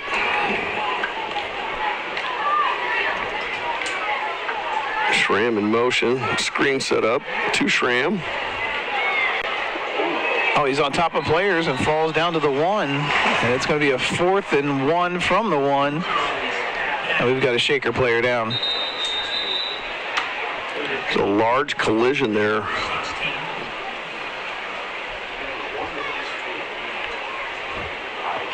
Schramm able to work through the collision. Slow to get up, but got up just fine, and I'll have to come off for a play. So we got 4th and goal from the 1.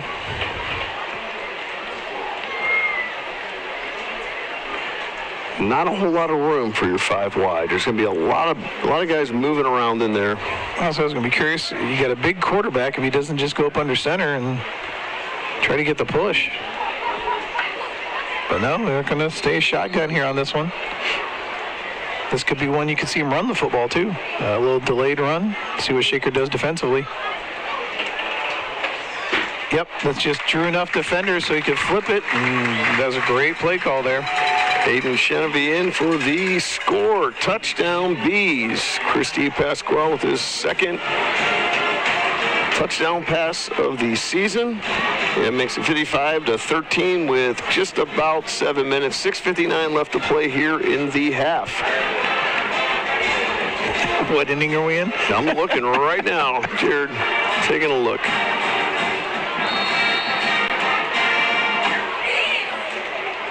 Wait on the extra point. And a flag already.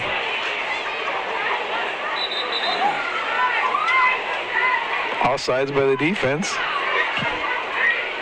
Lined up in the neutral zone. Well, they're only in the bottom of the first. No score, 1 out.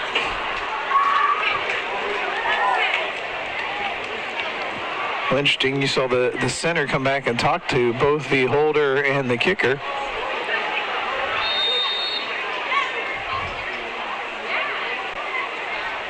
And they get him to jump off sides. Every time the hands move.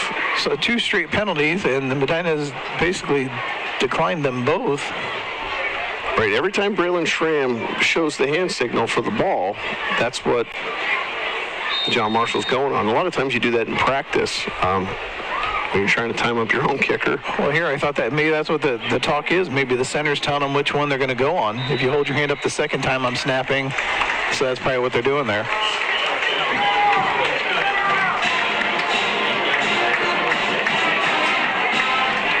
So now 56-13 in favor of Medina.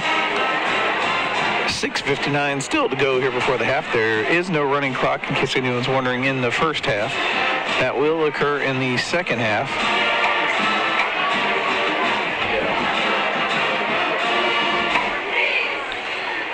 So trying to look back, someone was asking how many interceptions that have happened so far in this game from Medina.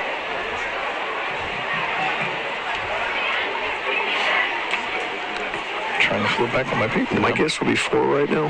That's what I was just double checking. 3, 4, 5, I think. 5. 1, 2, 3. 4 and 5, yeah.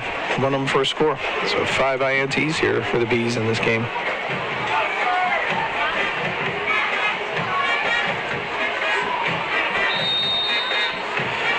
So we have the ball flat here. Going to see the squib. The spinner kick. That one rolled a little better. Just needed that hop to happen.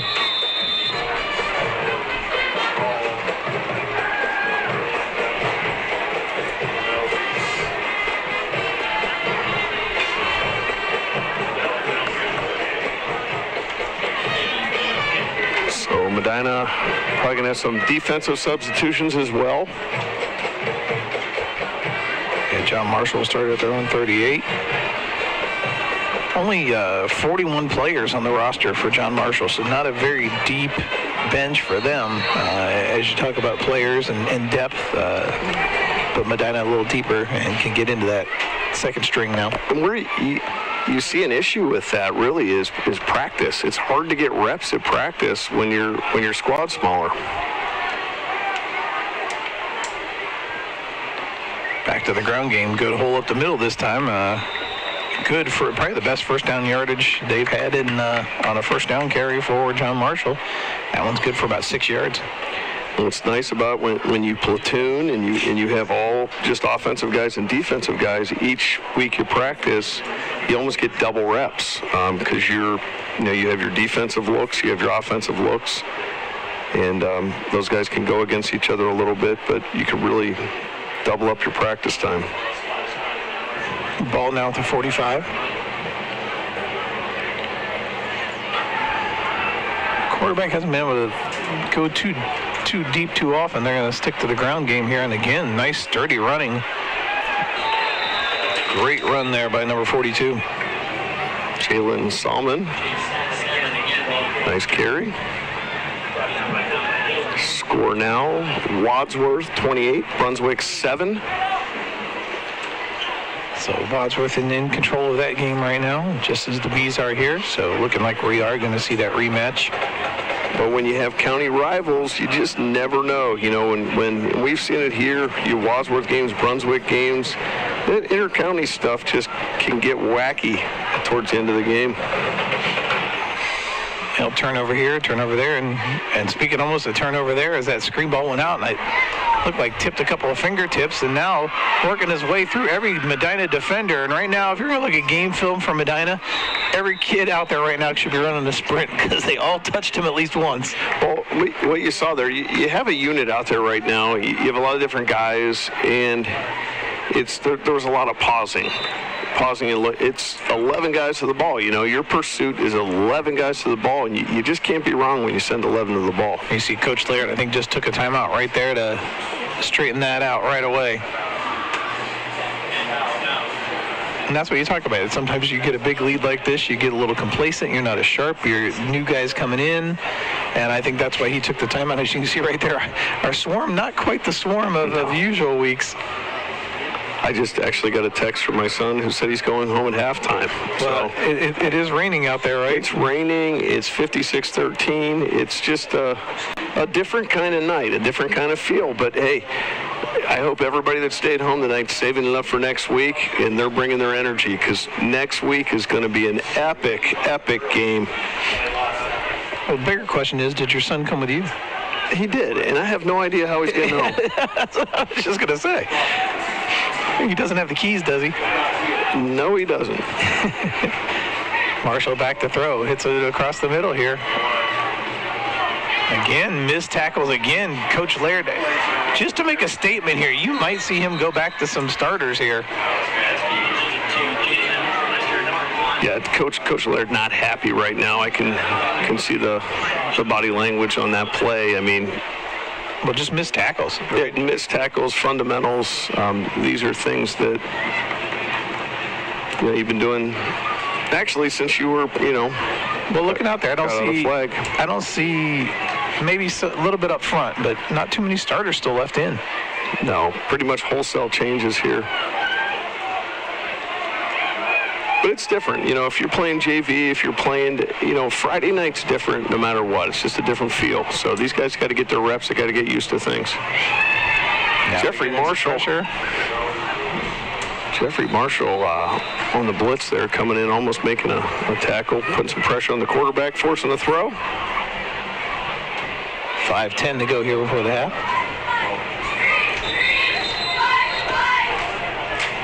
Officials timeout. Do we have a player down?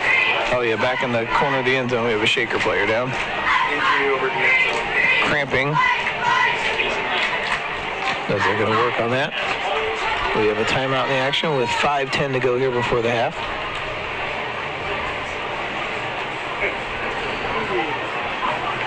So over here discussing things.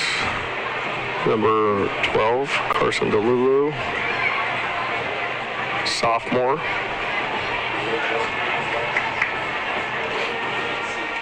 Always learning opportunities here. First playoff game for John Marshall, and hopefully it's the first of many as programs on an upswing. Yeah, first playoff appearance. Doing some good things in athletics at John Marshall. I actually went to the stadium this year, watched their baseball team play in the city championship. Played that up at Progressive Field. Very nice event. And now trying to get some points on the board here before the half. Facing his 2nd and 10. Medina bringing the pressure from the outside.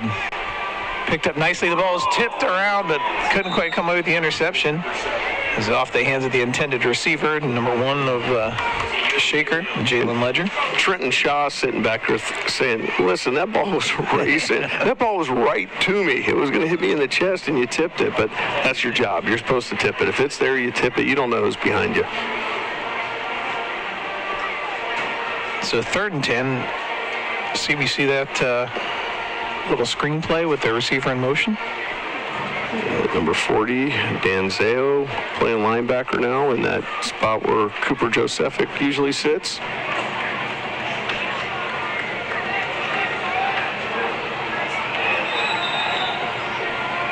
Flag delay game as they couldn't get the play in time. Play clock ran out. They're going to back it up, make it a 3rd and 15 now. Again, just penalties, stepping up and stopping every drive. Then when John Marshall gets something going and leaves him 3rd and 15 here. It's hard to delay a game when you have a very large clock in the in the end zone. But they did use all 3 of their timeouts in the first quarter. Rolling to his right, looking, fires that way, a little out route. Couldn't stay in bounds, though, so not enough for the first down. It's going to be a 4th and looks like about 4. And with the young, amped up, not young, but a defense that has as many reps, this would probably be your best call here would be a long count. This is where but you don't have a timeout, so I guess that would... It's a 4th and 3 here. 4th and 3, some sort of hard count. They've had success running with their big bruising back here, number 42. Jalen Stallman has had some nice runs. High snap, they give it to him, and there he is, bruising his way ahead. That should be enough for a first down inside the 10, down to the 9.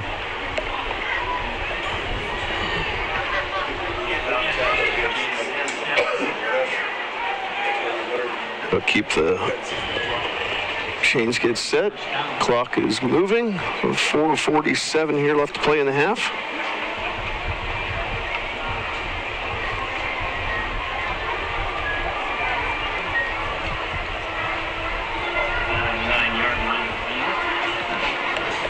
See what Marshall dials up here.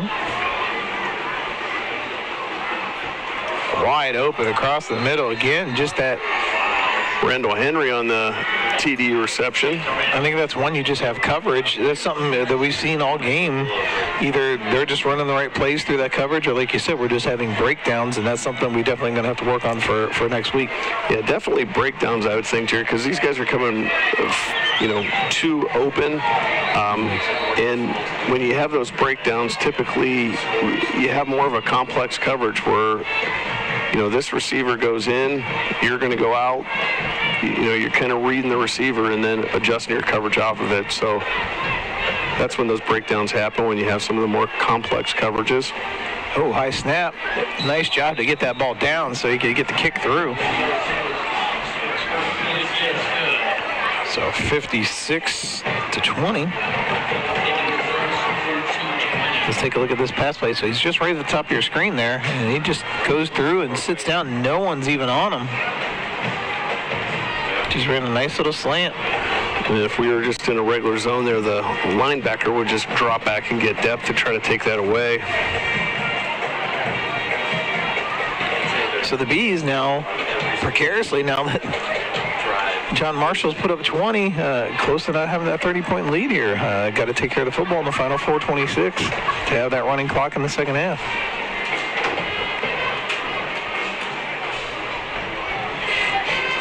So this would be a good time for Marshall to try an onside kick. They haven't stopped the Bees yet on defense. Just the interception, but never on downs. Might as well take a shot at it. Had to get rid of the one football to get the kicking ball in. I mean, you're one touchdown away from cutting this lead in half with a 2-point conversion. So they kind of need the ball back here with 4:26 left to play in the half.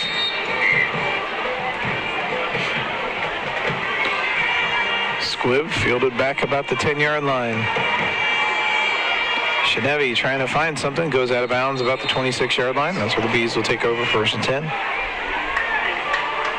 Let's see if Christy Pasquale's coming back out. I believe he is. He just grabbed the football.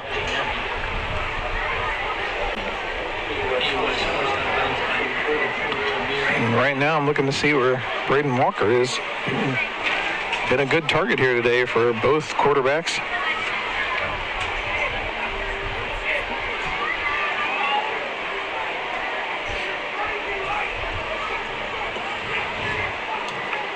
So Medina come back out in the 5 wide, base offense. Ball at the 26. Pasquale takes the snap, fires it down the middle, and broken up as the pass was intended for Sidney Lloyd, and Lloyd luckily knocked that out of the hands of Jarvis Cockwell, otherwise that would have been intercepted. Yeah, number 7, Javaris Cockwell, high-pointed that ball. I mean, he really got up there. Pass was pretty good, and just nice play by number 7.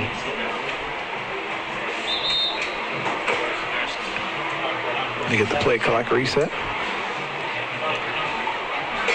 Whoa, talk about a tight window there. Tried to hit Lloyd, and Lloyd just couldn't quite hang on to it, but talk about threading the needle. What a throw. Yeah, a tough catch to make because you're just in that traffic. It just takes away your vision. It's really you're seeing the ball come through, and it, like you put it, Jared, it's going through a needle. I mean, it's being threaded and hard to hang on to that. Had 2 receivers side by side, and neither one could come down with that one for a first down. I'll tell you what, receiver coach Dan Sutherland is not happy because anytime you have 2 receivers in the same place, something didn't happen right. And right now you got the punt team coming in, and that's going to be Wojak doing the punting duties. Do you remember the last time we saw a punt here? No, I was just sitting here trying to think about it. Stoddard's been punting on those pooch kicks. High snap, little end-over-end kick. Going to take a Medina bounce and continue to roll down to about the 35-yard line. So good job to kind of flip the field a little bit there by Wojak. So John Marshall's defense coming up strong. Yeah, they turn around and get a score here, you know. And if you're Coach Laird, you're not going to be too happy heading into the locker room. No, I still think even, we talk every week about momentum going to the locker room. I'm not sure if this week's one of those weeks where a score is going to really... Is it just because we went up so quick? I believe so. And the one part about this, though, if the game got a little bit... If it got a little weird here, it is tough as a starter to come out in any sport, think your night's over, and come back. They only get 10 players on the field. They can't get the 11th anywhere. The team's yelling at their coach for that 11th player. And that's when you have 40 guys. You have guys playing both ways. It just, you just came off from defense and trying to grab a sip of water, and you're right back out on the field.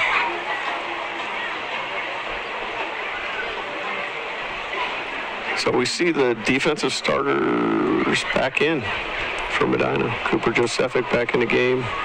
Cam Sokolowski. Holvey back there.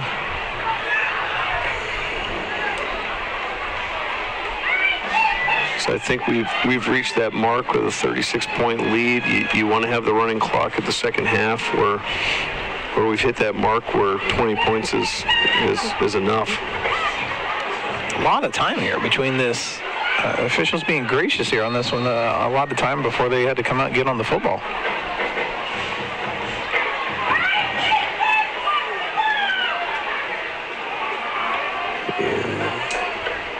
High snap. Handoff given away. Working hard for those few yards. That was number 42. About a 3-yard gain. Salmon.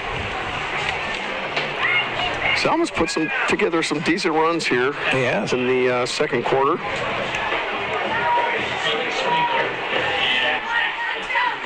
They just lost one of their main receivers going out with a cramp right now, as just heading up to the sideline, marking Payne, who's made a couple of big receptions in this game, cramped up, went over to the sideline.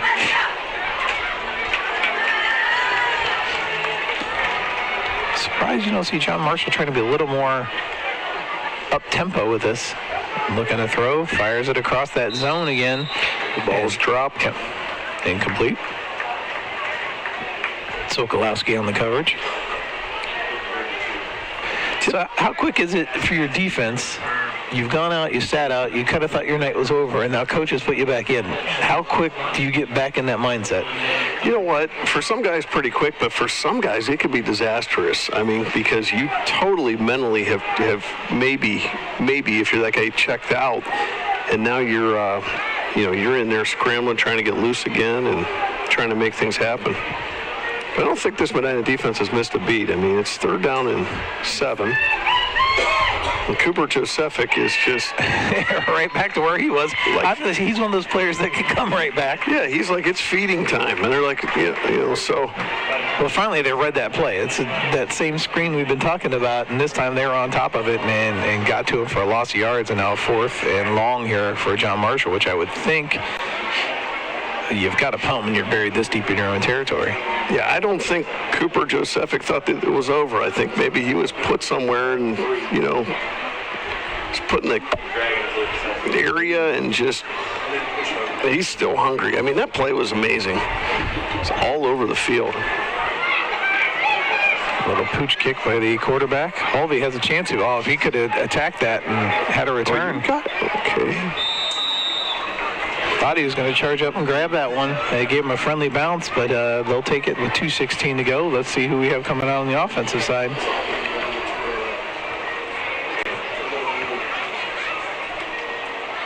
Looks like it's still the second string coming out for the offense. Typically this 11th week, first week of playoffs, not such a nice night when it comes to weather. Exactly. We've been really lucky tonight. We've seen some really bad stuff over the years. And there's that offside, so we'll get 5 yards right away. Oh, is he going to go false start?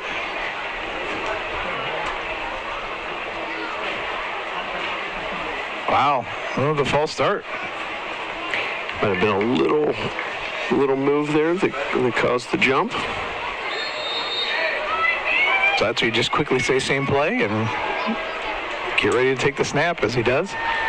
Fires it right down the middle. There's Lloyd wide open. Nice job to find him, hit him in stride. He did enough to look left before he came back to the right. Great pass and catch there to Lloyd. Takes it into John Marshall territory at the 45.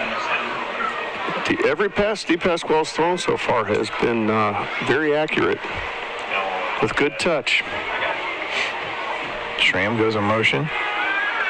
Surveys left, sees nothing, and then this is where he said you can be dangerous and just pick the ball up and run. Shaking tackles and finally brought down after he gets 15 yards at the 30-yard line. Nice run by the quarterback.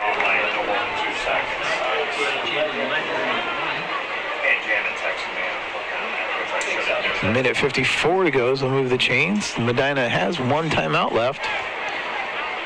See if they can get some points on the board now that they've gotten in. They try to set up the screen. There's the pass. Completed to Schramm. Schramm working his way ahead. He'll get a first down to the 15. Clock will stop while the chains move. And we have an injury for John Marshall. And that screenplay, I like it. I like what D. Pasquale did there because sometimes you run a screen and it's instant.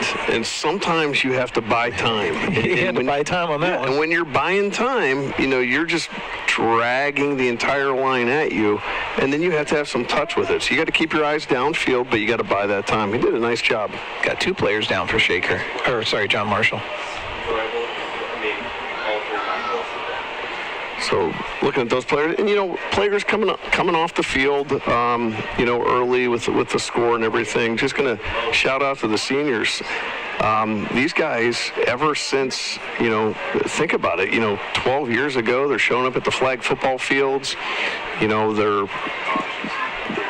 barely can, tie their shoes or find their flags. For the parents out there, you know what that's like. Or their mouthpiece. Yeah, find the flag, find the mouthpiece. Did you bring the water?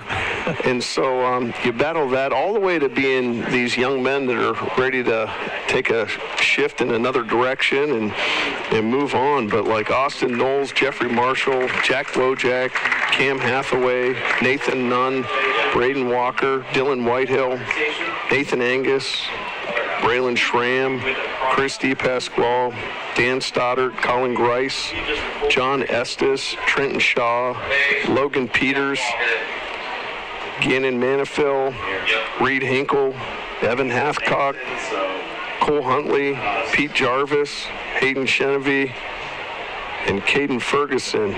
our seniors. You guys have made the community proud. You guys have put on a show every week. You have, just kept the tradition going that has been here the last 5 years, and just done a wonderful job. And, you think about it, how quick it goes. But there's always that last time. I'm not saying it's over for them, but I'm saying it's the last time they'll play at the Medina High School field and at this complex. Well, and think of it this way. They're the only players that have made the playoffs every year they've been in high school. All 4 years? All 4 years. Wow. That is really something. Medina history. That is really something. And that goes, there's a lot that goes into it. All the way, like I said, all the way from flag to youth to just a lot of experience, a lot of friendships.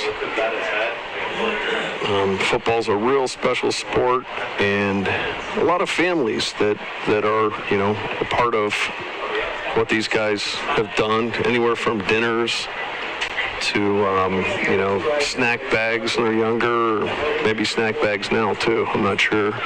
On the buses. And well, not to interrupt you, but a sight you don't want to see. They're bringing the stretcher out from the ambulance here to look after the John Marshall player.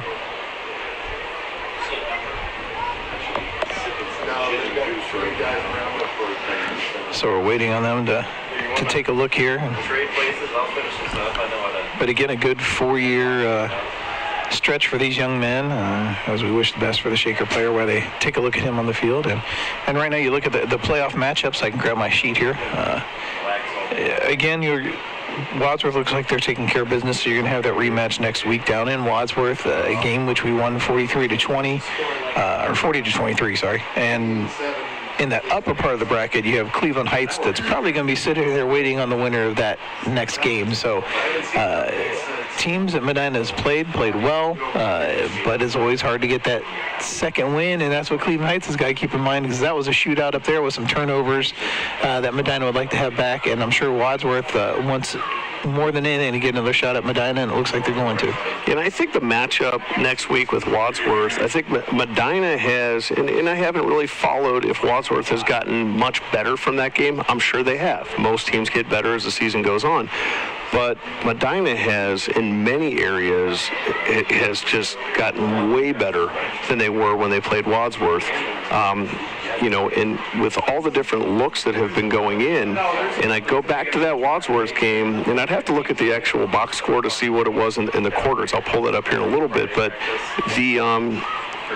Medina really wore them out in the first half. It was a close game in the first half, and, the second half, Medina ran away with it. But this is one of those offenses where, man, if you increase the tempo like, Coach Laird's doing tonight, you increase the tempo and you go up against a team like Wadsworth, or actually any team, it's a track meet. I mean, you really, every single play, if you're playing linebacker, think about where the ball's going. You're running, full sprint, one sideline to the other over and over again. And you actually saw that if we go back to the first playoff years with like a Jason Suggs and, in Massillon, or it was down in Canton. Yeah, McKinley. Yeah. Canton, McKinley, and you saw Jason Suggs and running that sweep, to the right, to the left, to the right, to the left all game. Mm-hmm. And Medina went down big, and then in the second half, Medina had their way with them. 21 unanswered points? 21 unanswered points. And it's funny because I was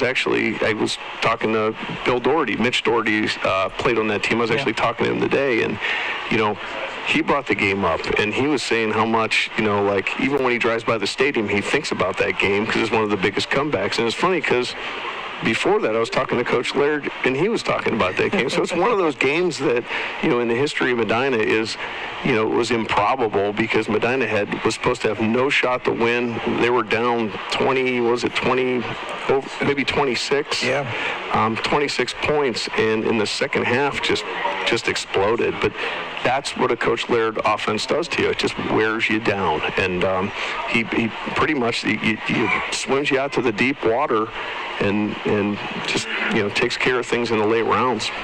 Yeah, Medina was up 19-14 early in that game.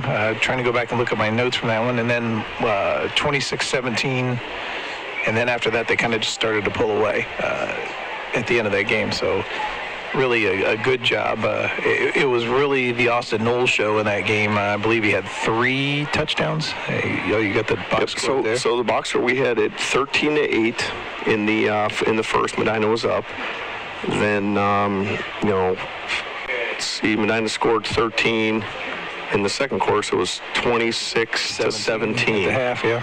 Right, and so in the second half, Medina scored 14, Wadsworth scored 6. And looking at the tail of the tape there, we had Danny Stoddard rushed for 82 in that game. And I would think, and if you go back, Wadsworth tried to drop 8 a lot of that game, and they didn't even spy. So, I would expect Danny Stoddard to rush for over 100 yards in that Wadsworth game. I'm not sure. Or if they make the adjustment, then hopefully open up that passing game for him. It'll open up that screen game also. But, so we see teams that play this offense, and they're going to drop 8, they're going to rush 3. But if you can't get the Stoddard or you can't stop the rushing from Danny Stoddard, you try to put a spy in there. Now you commit 4. So you're rushing 3, you got a spy. But what I've noticed all year is you better have an athlete, just basically a Division I linebacker if you're going to spy him, because he's just too fast. Right. So when he starts on a roll, you really don't have much of an angle on him. They're still working on the shaker player down on the field, and I was looking over your shoulder because one of the coaches came out. They're trying to figure out the clock. It looks like they're going to do, once they get this player off the field safely and in the care of the urgent care professionals or the medical professionals, they're going to do a 5-minute warm-up to get players loose again, and then you'll play the final minute. I believe we're a minute 29 or 59 left in the quarter there. But they're working diligently upon him down there. It looks like can't even see with the too many players blocking us, right? Or medical staff blocking us to see what they're working on. Right, never something you want to see at a football game. We definitely have. Just hope the young man's all right. Plenty of people working right now. I don't even think we need to take a chance even looking at the replay to see what it is, but just see. Yeah, it was out of our sight of our play, so we didn't get a chance to get a good shot of that. But hopefully the young man's all right. Wish the best for him, as all players are down on a knee now, and they continue to work on him. So Jared, if we go back to that tail of the tape for possibly matchup next week, to go through some of those stats. We're looking at Danny Stoddard had a 737 completion percentage, so about 74%. Had 366 yards passing. Wadsworth had 168 yards passing. And then we had an interception off of that. And, Medina ran 72 plays for 454 yards. And, Medina took care of the ball that night. They time of possession. Wadsworth had 44 plays for 286 yards. The average gain was about the same. Medina 6.3 yards, Wadsworth 6.5. But Medina obviously hold on to the ball a lot longer. So again, they continue to look after him. Oh, okay. We might get a chance here. We'll see if we can take a look.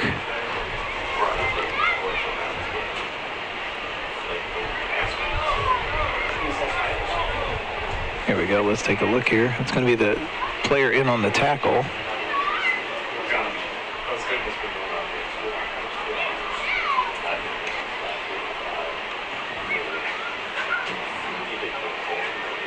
Oh, yeah, the helmet-to-helmet hit there between 7 and 5. So they collided helmets is what you had happen there. So hopefully he's all right. And the way he reacts there is kind of a shot to the head is what took him down.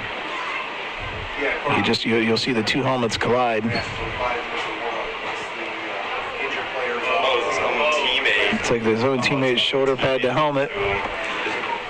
And that's what you don't like to see. You kind of see him go down right away. Hopefully he was... Yeah, his own teammate hit him there. Hopefully he showed a little bit of movement there for a second, so hopefully...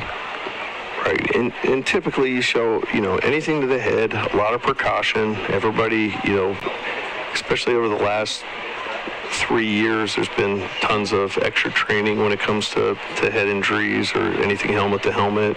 And so every precaution being taken here. Absolutely. I'm sure they've had to take the face mask apart. They're getting the head and neck stabilized to make sure he's transported safely. And now they get him up on the backboard and onto the stretcher. So we're going to wish the best for him. That's Tyler Cooper. We called a couple times on the offensive side of things as they work on getting the ambulance backed in.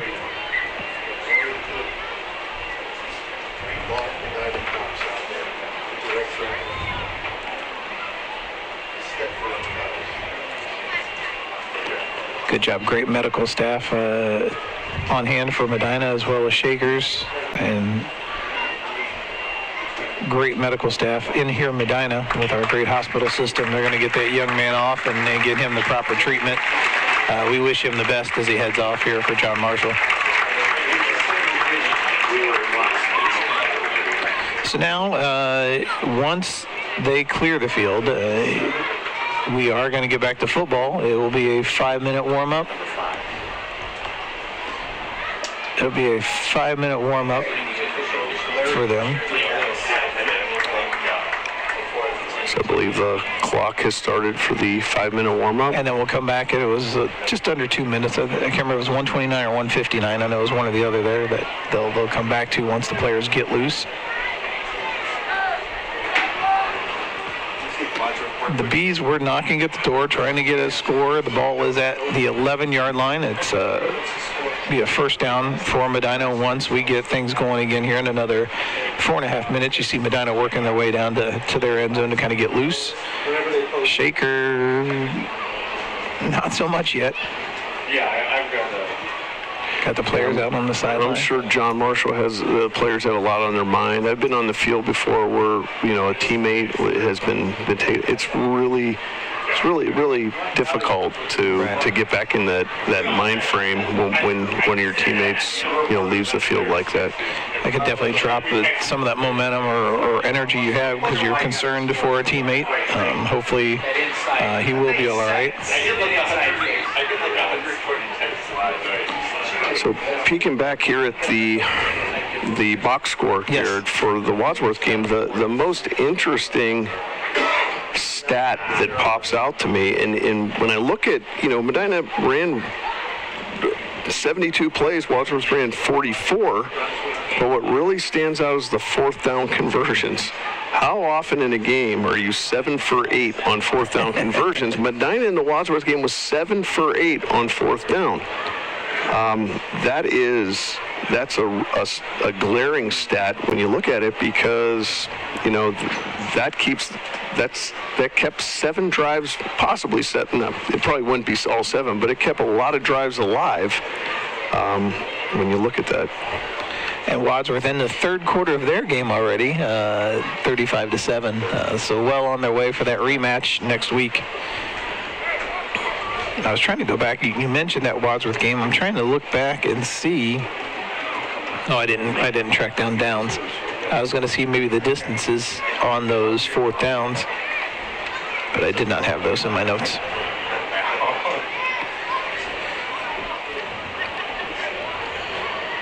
So another 2.5 minutes before we're back to finish out the first half. Update from the World Series. Arizona is beating Texas 3-2 in the top of the third. I got 2 innings still. Didn't I say the fourth or fifth? Right, we're in the third. I mean, it's going to be close. It is going to be close.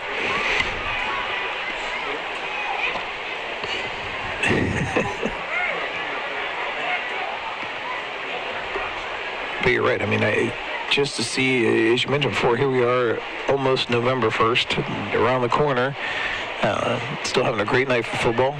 Temperature was in the 70s. I think the rain stopped that we had. We had a little bit of drizzle here earlier. It's gone away. But I remember days of calling games when we had the grass field and just the mud and the slop where it seemed like every Friday was a rain hurricane left over or what have you. It was brutal. And I remember when we started, when I started helping out, I would go down on the sideline with a microphone. I'd have, a raincoat on and slushing around. But I always remember Coach Fasco, what I would do. So Coach Fasco would come off the sideline for the halftime interview. At halftime, and I would just look at his face, and I would decide, if things were going good, I'd be like, all right, I'll grab an interview with Coach Fasco. But if they weren't, I was just turning away. There was no way.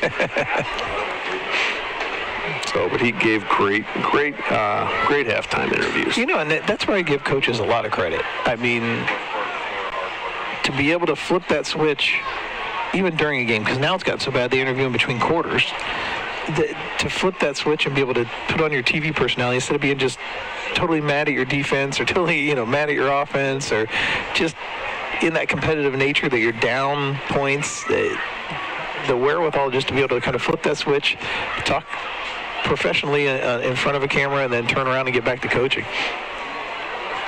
Yeah, I agree. It's something because the media's on top of you. They have drones on top of you. I mean, at some fields. And even last night I was watching the Thursday night game, and there was, I think Josh Allen it might have been 4th and goal at the 1. Yeah. And they asked the coach, they said, because it was a switch and something, they asked him, what do you think the Bills are going to do here? Because I think he's going to run. Yeah, I think the QB's going to run. I'm like, wow. And that was one, they had the ball down at the goal line and, the big things, the tush push, and they surprised they didn't do it, but then they turned around later on like a 3rd and 1 or 4th and 1 and ran it. Right, I didn't understand it because they were easily in if they would have ran it there. All right, so I think we're back ready to go to action here. 1:39 to go here before the half. The Bees driving down at the 15-yard line, first down. Officials all situated, get the play clock situated. And again, here's that overload where you've got 3 players against 2 defenders here on the right. Fires it across the middle, batted around. Walker had 2 chances at it and just couldn't hang on.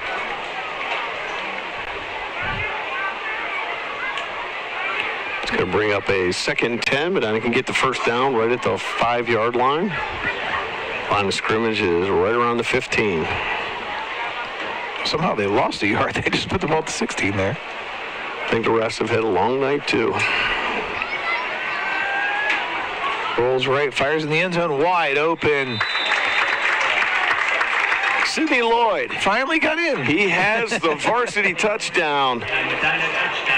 He had one taken away from him earlier with a hold, but gets his first varsity touchdown. He should have kept that ball. Ran it off somewhere. So good job, Sidney Lloyd. Nice presence, and sat down comfortably there, wide open, and just waited DePasquale to hit him with the ball. Hey, that's a name that you'll be seeing or hearing a lot next year. Sidney Lloyd, a sophomore. Extra point up and good. So now 63-20 your score. A minute 27 of the half. All right. You know what I'm going to ask you? I'm going to say he's going to lay it down again. I'm going upright this time. Upright. Okay. It's funny because your kicker, the style of your kicker determines a lot. And we've seen over the years here, kickers that put it in the end zone, kickers that kick squibs, kickers that perfect that little pooch that can drop just about anywhere. So we've seen a lot of style kickers over the years, and you pretty much take the kicker you have and you develop the best style out of them. You got it sideways. Here we go. Ball's placed sideways, but you're right. I mean, last year, how many times we talk about the kicking game pinning people deep and not even getting a chance to have a return, to now we've gone to this style. And I know, Medina coaching staff does a nice job working with the talent they have and making it the most successful they could make it. Ball squibs to the 30 and just falling on there. And really, if you do it right like that and you get the bounce, it's 5 yards you're giving up, by kicking it to the end zone. But that's the way it's supposed to look right there. So John Marshall will take over at the 31-yard line. I would think John Marshall would be happy to take this into halftime, maybe run a couple and just take it into the half the way things are going.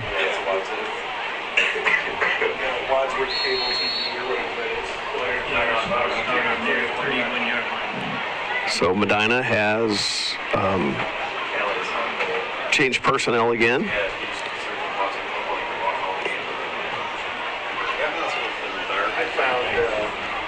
See if they go bring a man in motion, overload the side.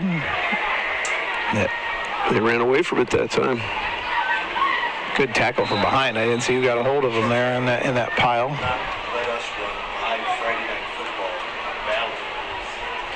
1:13 left here in the half. That happened last year. They did not let us do Friday nights because they thought it would bring ticket sales. Now, this is, like you said, a second and looks like 6. The running back comes off. Was hurt on that play. And they're not, John Marshall's not in any hurry here to run a play. I think they're just looking to get to halftime, regroup, come out, study up some of the things we're working and try to end on a positive note in the second half right now. No hurry. Yep, content to run, not take that shot. But a big seam, nice hard run. The ball pops loose. And recovered by Medina. Did he stay in bounds? Looks like Jeffrey Marshall came up with the ball, and it is Medina ball. He held on to it, stayed in bounds. Medina ball off the fumble. Someone popped that loose. Nice hard hit. And you may see Medina just come out here and take a knee and put it in the halftime. Yeah, let's see who laid the hit on him here.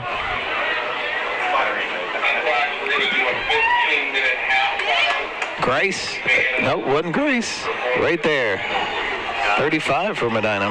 Trenton Shaw, senior, forced fumble to another senior, Jeffrey Marshall. Got the knee down, had the ball.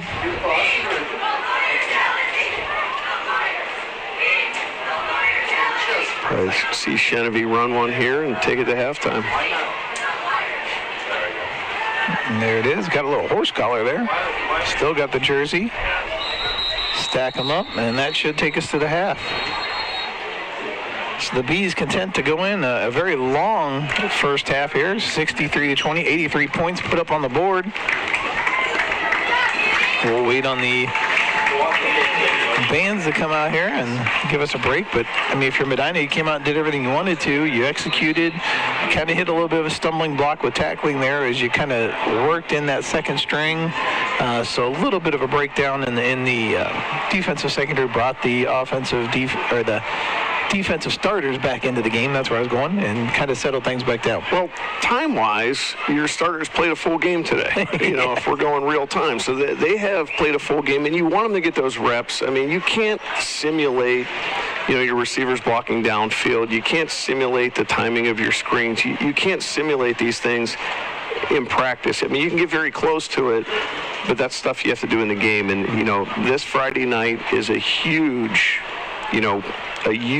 step in the progression to get to next Friday night. And Medina's doing everything well. It's the tempo has really stepped up. You see them getting the plays in quicker, moving the ball faster. In the first quarter, getting in and out of different formations. The onside kick that they had with the pack of guys. So you've seen them work on a lot of things, and basically the first half is exactly what Medina needed, and they did the job they're supposed to do. And now they're going to get rest, stay healthy, be ready to go for next week. And luckily, with the score up now by 23, running clock, 23-43, you can have a little bit of a buffer there. So if you do give up a big play, you're still going to keep that clock running and get yourself ready and out of here quicker and into next week. Absolutely. And, we talked already a lot about next week, and this is what playoff football's about. You know, you're going to go up against a county rival. You're going to go down into that for lack of a better term, that hostile environment, and it is going to be a lot of fun to see these two groups play against each other for a one and done. Well, and how often have we called classics between those two teams? Down to the last play, the last kick, the last onside kick, whatever may happen during these games. We've called a lot of great games between Wadsworth and Medina. Absolutely.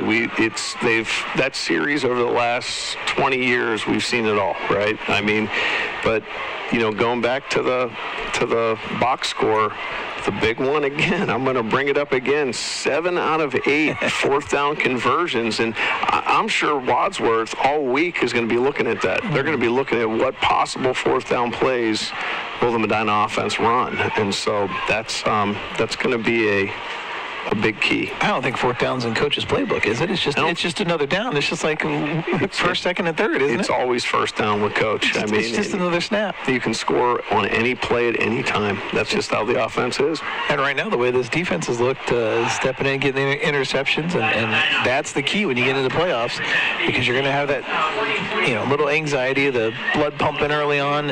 You get those turnovers, that goes a long way in helping you advance. Right, and there's a lot of contributors on the defense, but right now Cooper Josephic he's becoming unblockable, and he's making just about every tackle he gets to. So I mean, when you get a defensive weapon like that, I didn't see that type of play in the Wadsworth game. No. He has come really far in the last 3 or 4 games where he's just taken over the defense. And when you have speed like Talon Halvey, who is averaging an interception a game, sitting in center field, that makes it tough on the passing game as well.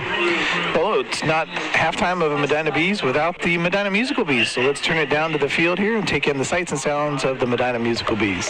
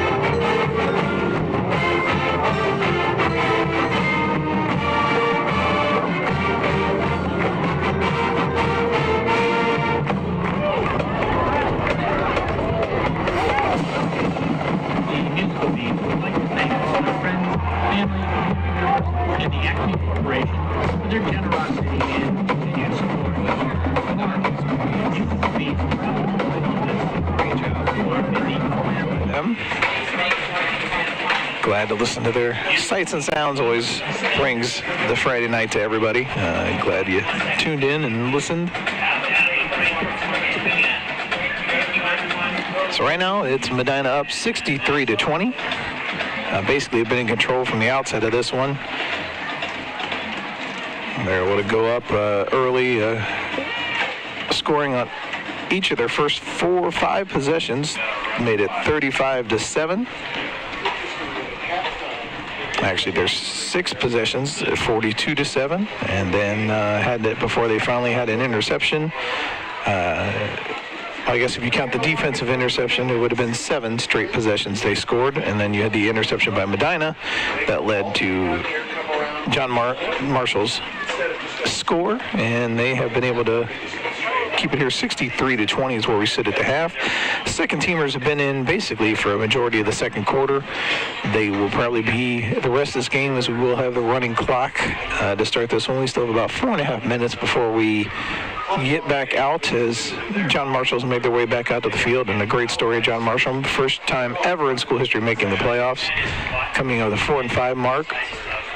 So great for that program to have that first playoff appearance. We saw our first playoff appearance back in 2006.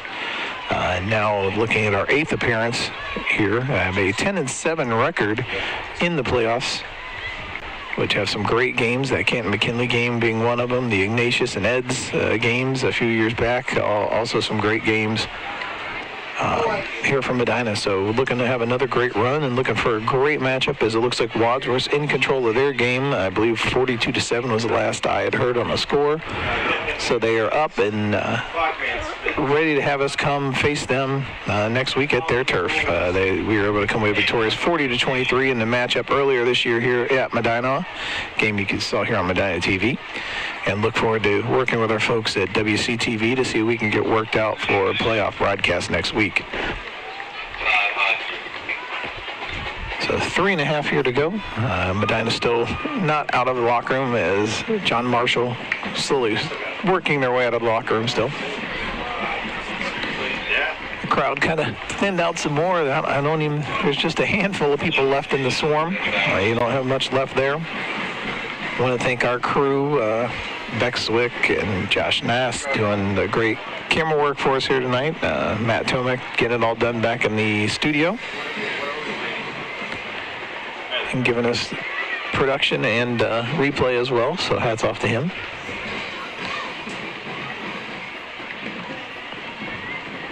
I'll send that as proof that, yes, Matt can multitask.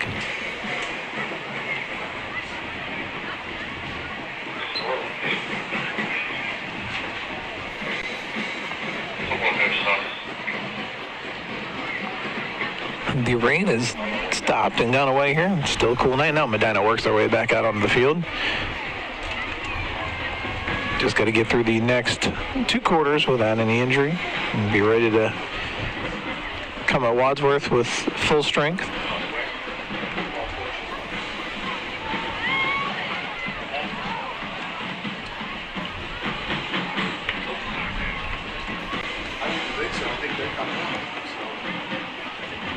Quarterback's coming out to get loose.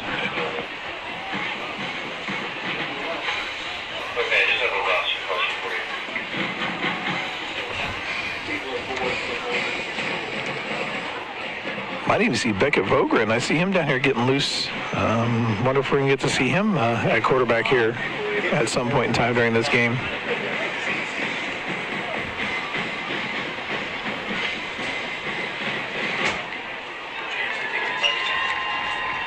Vogren, the sophomore.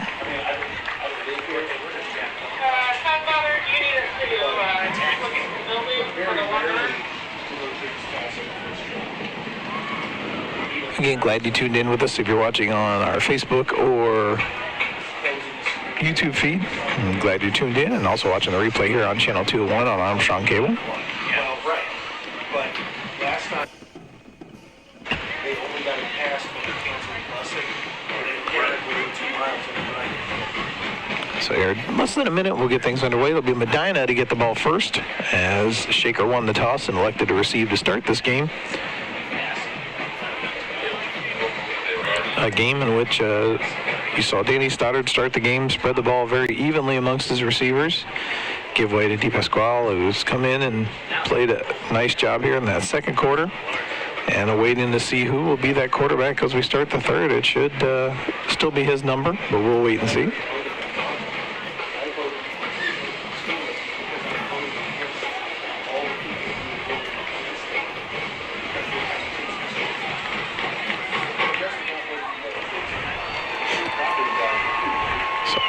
Finally getting this underway here. Nick, 20 seconds and we'll get the second half rolling. And what inning are we in the baseball? You know what? I got to hold my hopes here. I'm going to say we're in the fourth or fifth, but give you an update here in a sec.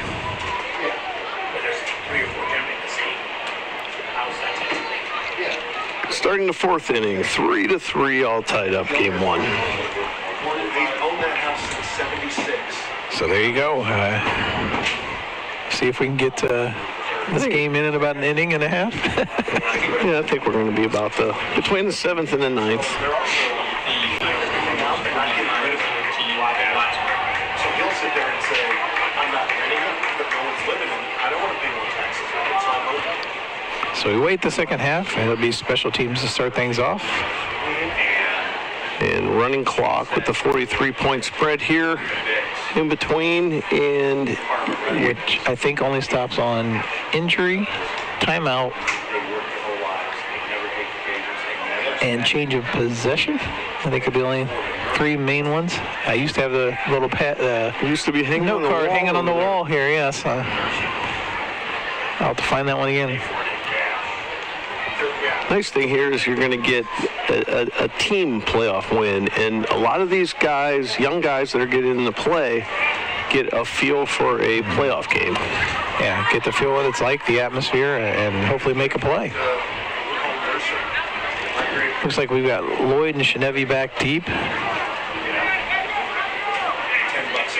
It's kind of squibbed its way through the last couple times. I'm all set. They should be linemen. And we're about ready to get the second half underway.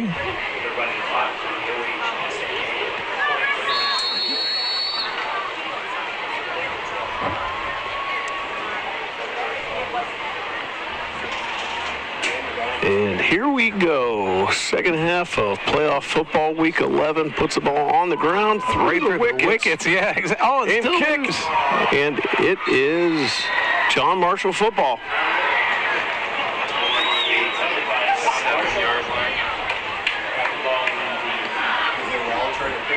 John Marshall football. That ball went through one defender and then not quite able to be handled. Took a couple good turf hops there, skipped.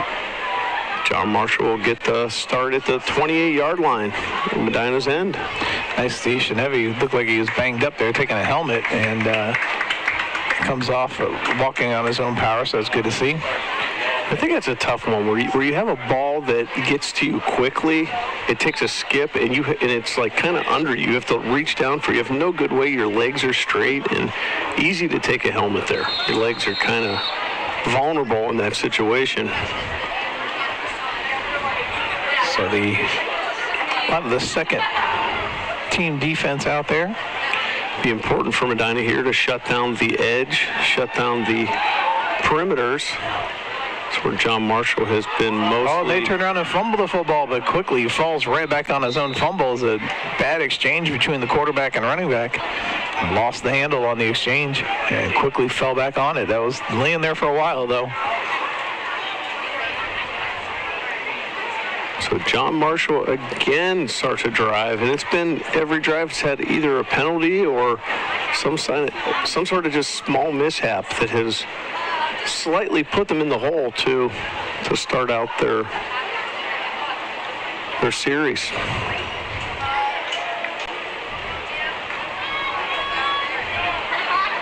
Play coming in, trips right, split left. A delayed handoff there on the draw. Bees wrap it up, take him down about the 23-yard line.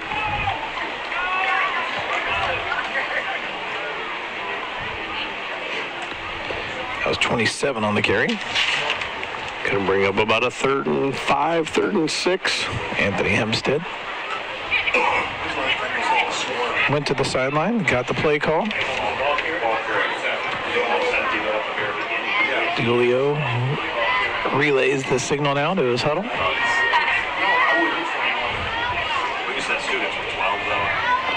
Their big receiver, Randall Henry's been either the disruptor or the catcher here, number 3, so definitely one to watch. And he was looking his way, fires it deeper though, and gets it complete. I think that's Tremel Reese, number 10, who came down with the reception. Ridden down out of bounds by Trenton Shaw with the tackle.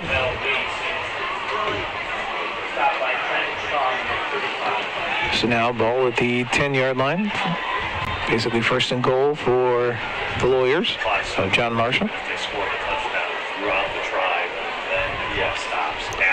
Already down to 9:19 here in the 3rd quarter.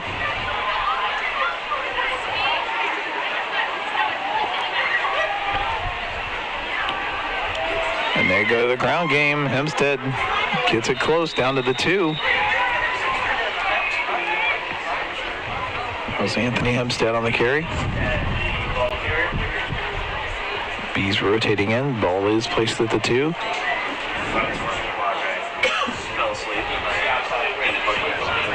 Clock continuing to run here, 8:45.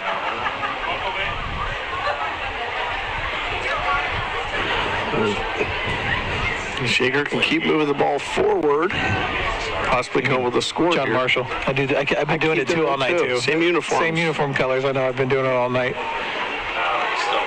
Hempstead gets it up the middle, wrapped up right away. Good job by the Bees defensive front, stopping him right in the before he could get past the line of scrimmage. Nice aggressive tackle there. Yeah, someone came around the end there and did a great play. Looks like Casey Hathaway was in on that. Caleb Jennings also in on that.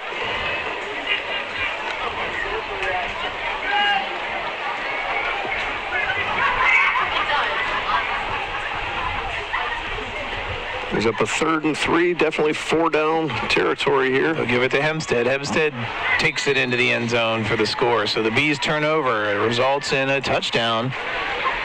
John Marshall strikes first here in the 2nd half.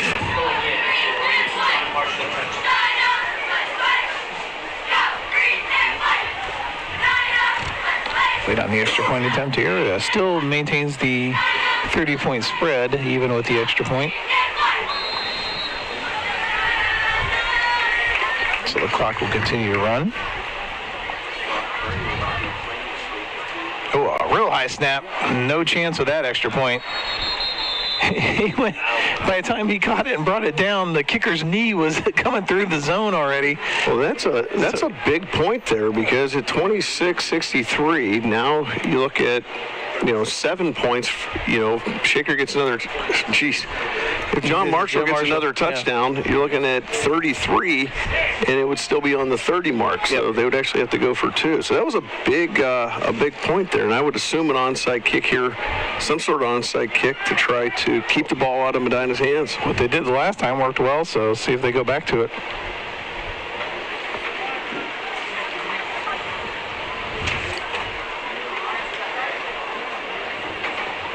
Kaiser Halloway there, number 44. Well, right there. I mean, that's the kind of statement you want to make if you're John Marshall. You just come out there and get the turnover and take it in for a score, and that's something this team can build on moving forward. I would think you're going to see more of the same. Looks like Medina has switched things up a little bit. Braylon Schramm is now in the middle line to that side.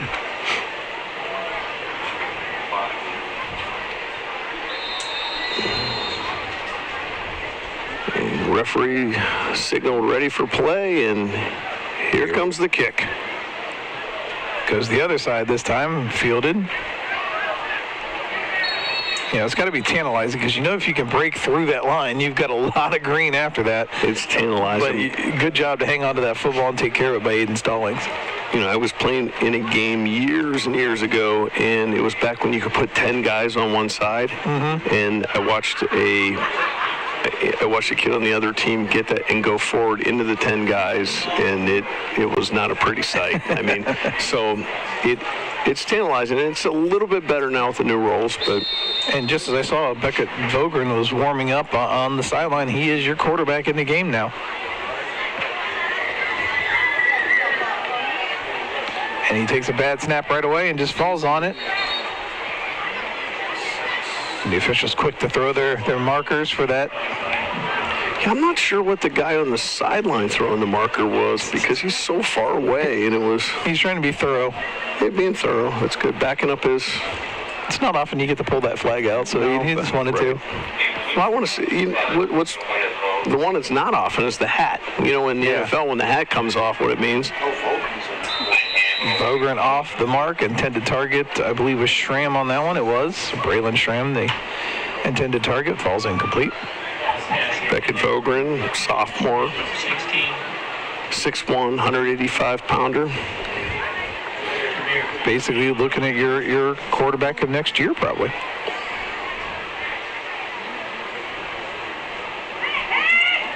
It'll be 3rd and 20.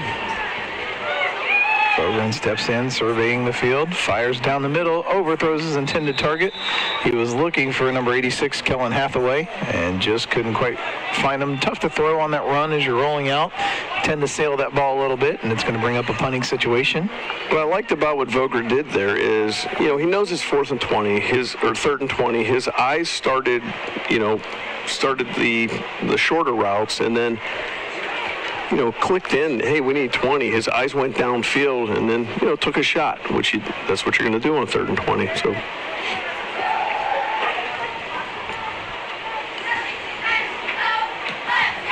Nice high booming kick there by Wojak. It's going to take a nice hop, so Wojak lays into a nice one. This might get inside the 10 if it can roll. And it just doesn't make it, just shy of the 10-yard line. And Medina just set a record today, right there, with a second punt of a game. So 2 punts in a game is a record for this season. You're not counting the one where the quarterback kicked it twice? We did do it twice in one game, right? So we're all knotted up on the record there. Again, that 4th down, usually just another play in coach's book, but the smart time there, and that good opportunity there shows you flip the field, and that's exactly what they did there. John Marshall pinned deep at their own 11.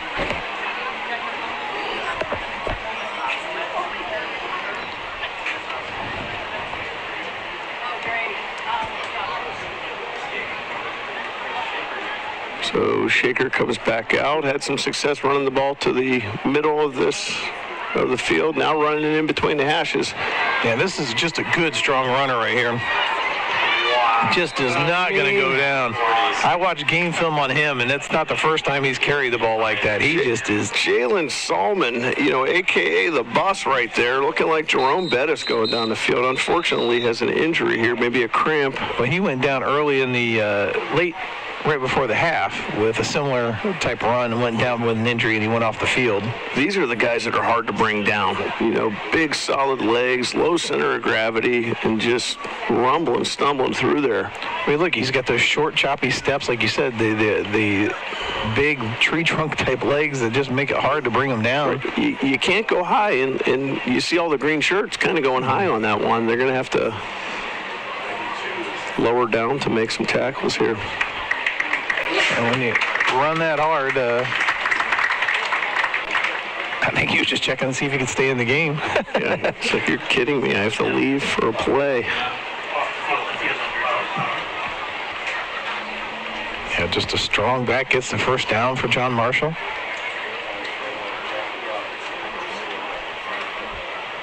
So Marshall sitting at a 1st and 10 yards away from midfield.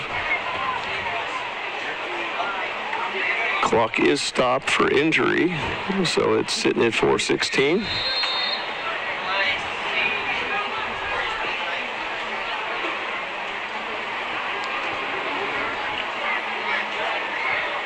That's usually been that screen. Nope, that time didn't come right to the pass play with it, and he had his receiver open. If he could have got it up, he threw it down at his ankles. Not going to be able to pull that one down. had a wide open receiver in number 10, Tremel Reese. But that's when they have set that up all game by throwing that screen, brought that same motion, and sent the receiver deep instead. Yeah, that half motion where you go back, that's a tricky one for defenses. Because we've seen him as a lead blocker. We've seen a lot of different things out of that now. Full play clock, they reset it. He's got 19 seconds before he has to snap. He's got his back in the backfield with him. That's Anthony Hempstead, number 27. There's that motion again with Henry. Hempstead rolled out. They went right back to the same pass play. This time they complete it and shaking some tackles before being brought down, but good for a first down as he gets into Medina territory. That pass caught by Tremel Reese.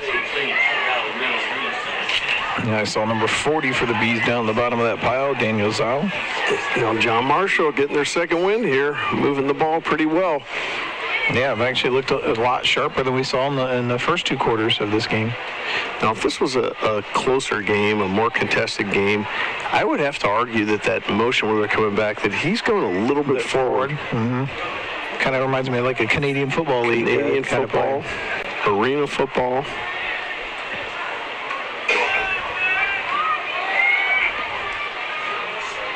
Hathaway gets to the outside. Now they're running some good plays, and they've had that play all night where they have been able to break it to the outside without contain.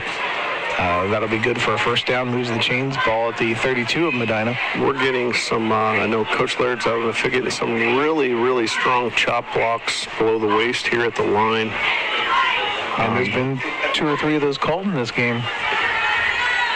And that's the last thing you'll see. You don't see a player get injured getting a block like that. Definitely, no matter what the score is, you have to call the game the same way.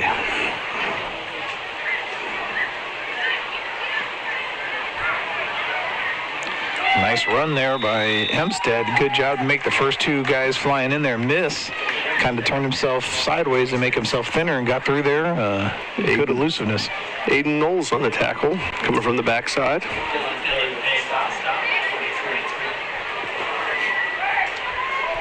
We're getting into the last minute of the third quarter. In our inning, where we at with the World Series? We are going into the 5th. That was close.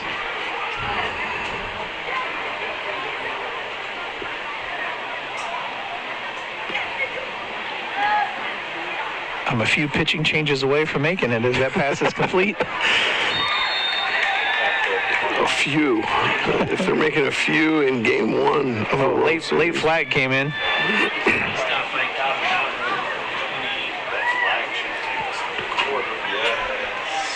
And of course the clock not stopping on a penalty, so probably will be the last snap of the quarter. Face mask against Medina. It's going to give John Marshall a first down and put them in the red zone. Or just outside. They're going to be at the 21.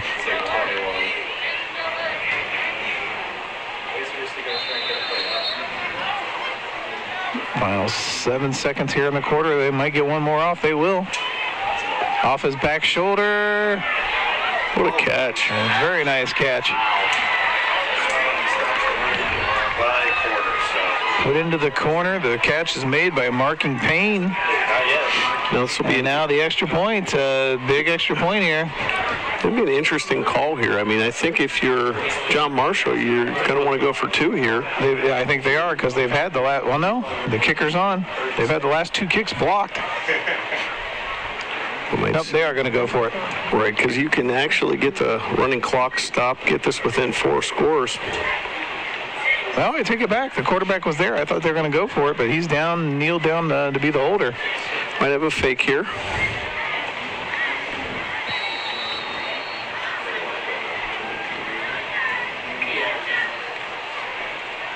High snap, they get it down. The kick is good. I'm with you. I'm not sure why they don't do that, because now 30, the clock will still continue to run. don't you, as a coach, you look for those little things you win, and that could be a little thing you win. Yes, I mean you go for the 2, and here's that pass. Just what a catch too. We talk about Knowles high pointing. Watch here, goes up and just gets it over the defender, and the strength to hold on to it. Got Dylan Pay with good coverage there, but able to go up over top and make the catch. So still a 30-point lead, 63-33. Yeah, because if you get to 2 there and you stop the clock and you force maybe Medina to bring guys back in, if you can get it with, 4 scores is it would take a miracle, but miracles do happen.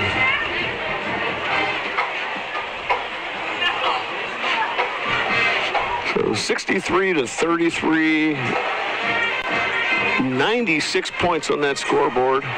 12 minutes left to play.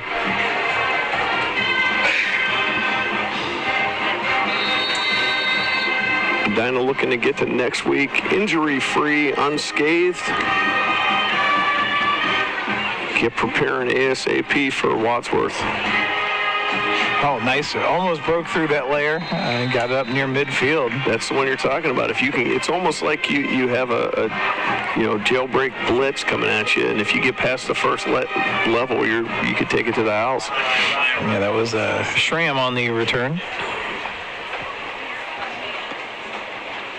All right, let's see how Bickup Ogren does here on his second possession. Kind of got derailed on a high snap on a bad exchange on the first snap he took on the second half in his first series in.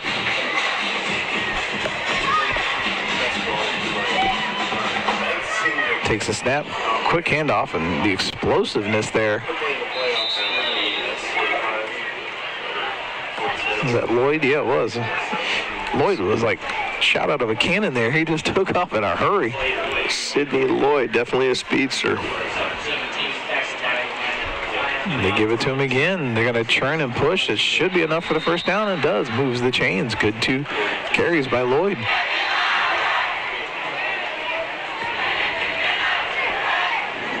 So 11:01 and counting. Hey, now the band is cheering, and we can hear them from all the way up here and getting into it right now. Play action pass. Fires it behind his intended target. I believe that was Kellen Hathaway, the intended receiver. A lot of siblings on this team. We go calling out these names, so. Hey, Kellen, another future, only a sophomore as well. A moment while they had to gather the football again, and now the Bees will go. It shouldn't be first down. Yeah, second down. Let's wait on them to change that. Quick give. Lloyd, good patience there. I thought he was going to get taken down at the ankles and was able to dodge that and get about 2 more yards. Yeah, he had a great sidestep lateral move and then that little spin at the end to finish off the run. Very impressed with some of the stuff that Lloyd's doing today.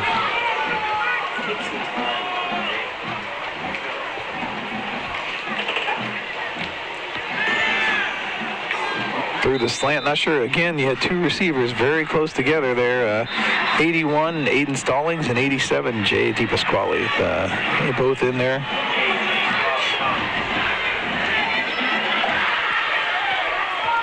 Fourth down and 6. Just another play in the book, right?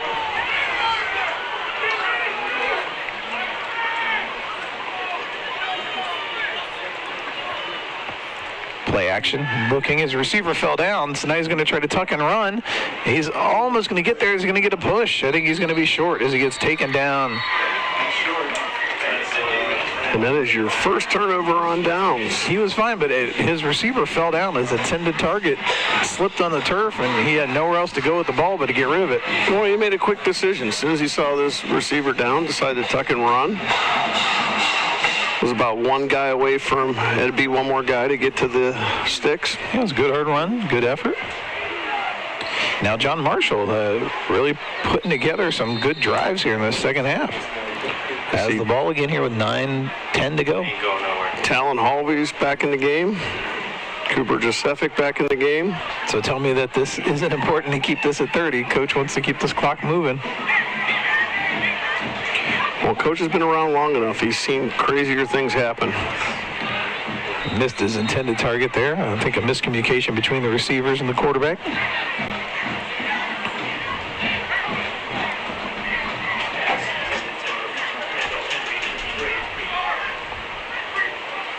And they bring up a 2nd and 10. The clock is still moving, 8:35 left. The Bees almost overrunning the line of scrimmage there as they're getting set. World Series, Arizona 4, Texas 3, top of the 5th. See, I'm going to make it. I think you're going to make it. Great call. And great call by the defense there to stack up the run game. Got it right back to the original line of scrimmage. That was Hempstead, I believe, again on the carry. Oh, no, back. They got the other player back in. Salmon.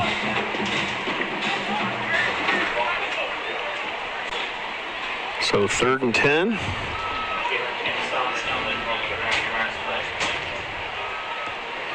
This has not been a friend for John Marshall for most of the evening here. 3rd and 10. See if they do some variation of the split number 3 in motion. Nope, they keep him steadfast. And Sokolowski tried to jump that pass, but yeah, that was a great play by Sokolowski because the quarterback had his eyes in one direction the whole time, and Cam just read that and flew up. Almost got it batted away, but was good enough to not only hang on to the defender, but bring him down with a little help with Josephic.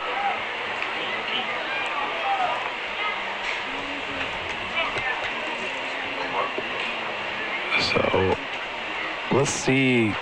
The quarterback's back a little deeper, so this could be a little pooch kick from the quarterback. It will be, just barely gets it away, and Holvey's not going to give chase to it and gets a nice friendly bounce. It's going to take it inside the 20, down near the 15, down at the 16-yard line where the Bees will take over 1st and 10. Oh, it'll be at the 17, so we're going to mark it. I think John Marshall, coming in their first playoff game, probably, on a positive note for them. They put 33 points up, and that's something to build off of for the following year. Absolutely. And put together some drives they can be proud of here in the second half. Things, like you said, to build on and put into their effort next season. Medina did what they had to do early. Things got a little sloppy in between. Which you kind of like it. If you just kind of bring a focus to the practice next week and keep everyone engaged. And again, John Marshall still running players on right as the snap happens, and that's where he's got to take the shot because there weren't enough men over there. As that's pulled in and down by Braden Walker. Sidney Lloyd with the catch. Oh, sorry, Lloyd. Thank you.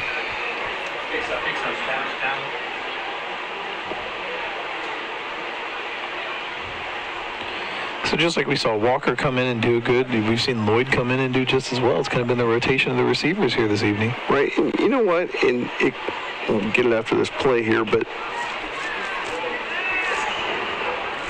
Vogren, good job protecting the football there. He was trying to make something happen and just decided to tuck that football and try to get what he could out of it. In all sports, and it goes from, probably this level all the way up through college, even professional sports, a lot of times you may not get an opportunity. You may get that one opportunity, and, you get that opportunity, you got to seize it. And a guy like Sidney Lloyd tonight, intercepted, pass thrown over the middle. This could go to the house. So I don't think Vogren's going to catch him, and that's the second interception for Jalen Ledger, and took that one to the house for the score. And that's going to bring us under 30 and back to a running clock, or not a running clock. With 5:25 to go, so John Marshall, definitely some things a little too late here in the comeback. Don't think they're going to be able to get it done with only 5.5 minutes left.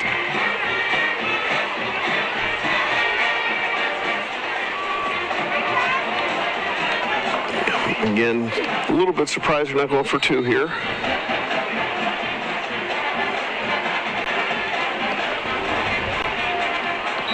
And the kick is up and good.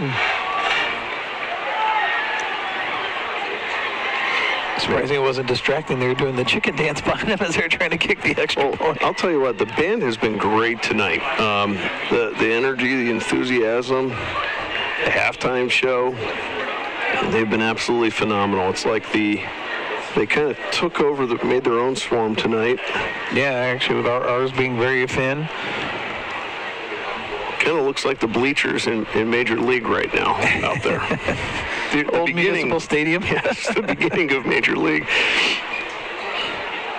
But the band took over, and they are doing the job. They're Even bringing the cheerleaders down there with them now, too. They're bringing the energy. Love it. All right, let's see another onside kick here.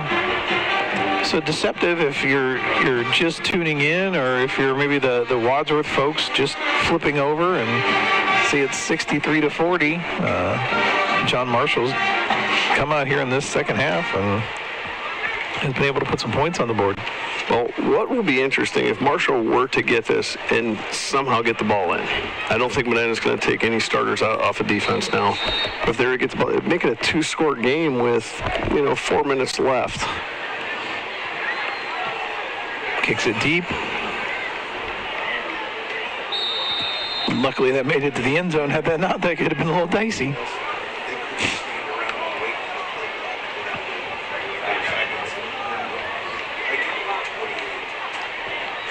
So the lead 23 for Medina, 63-40.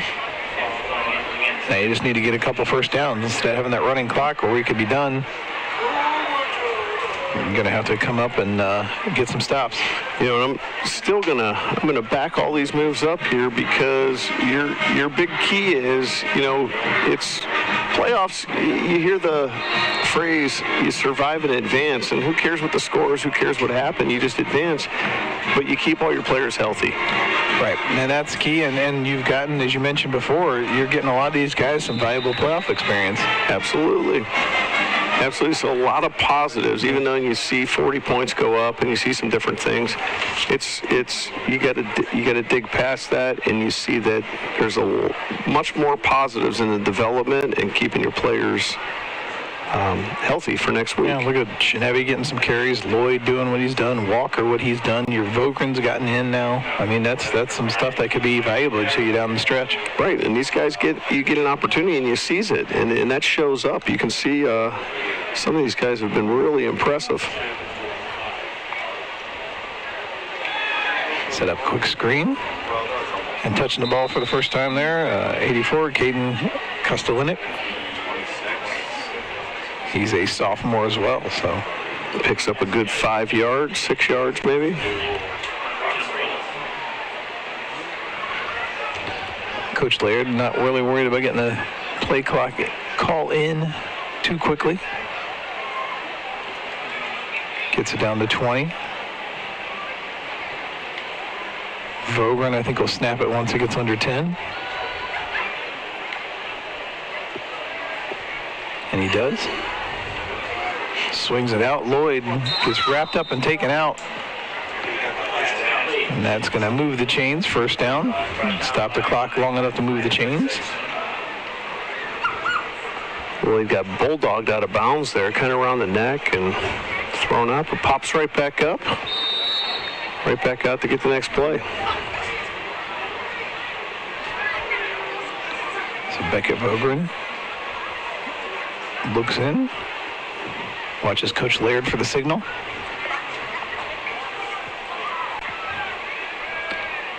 He's got Kostelinik next to him. Off to his left. Takes the snap, play fake, fires it across the middle, hit him on the slant, first down. Pass. Great pass by Vogren. That's completed at number 25. Garrett Shook. No, that was 26, right? 26, yeah, 26. Jackson Rifle. Jackson Rifle. 2S Riffle. I got me. I was going to say, I know Garrett Shook's not a receiver, so came out of my mouth, and it's all right, we'll let it slide. Please do.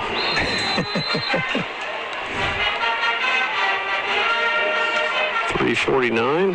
Vogren takes the snap, gives good hesitation move at the beginning of that run, and then just exploded through the hole that was created by the offensive line.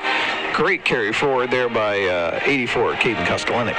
Yeah, made a nice move, made a man miss, and picked up 10 yards. It's the kind of run you need at this time of the game. Keep the clock rolling, keep the chains moving.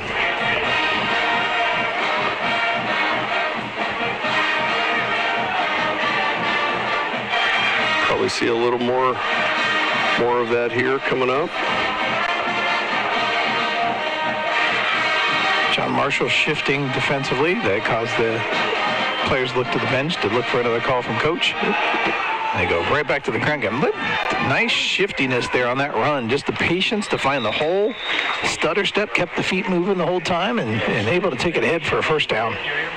Right, shades of Le'Veon Bell right there, where you kind of wait, let things happen, and there's 2 carries, 20 yards. Yeah, nice job by Kostelenik.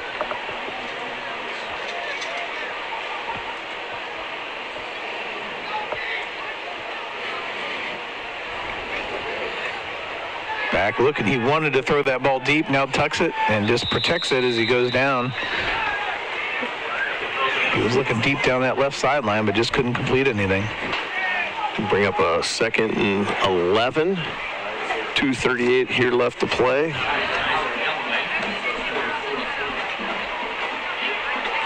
All of these seniors taking in Ken Duke Stadium right now. Yeah, for the last time. Last time in regulation game. Plenty of time on the practice field still, but plenty of time on the practice field, and maybe a turkey bowl here and there down the road, but last regulation game. Hopefully the season goes on for a long time. That snap came in quick. I don't think quite came up as they drew it up. The timing was a little bit off on that one. That's going to bring the ball backwards. Sidney Lloyd with a loss of yardage there.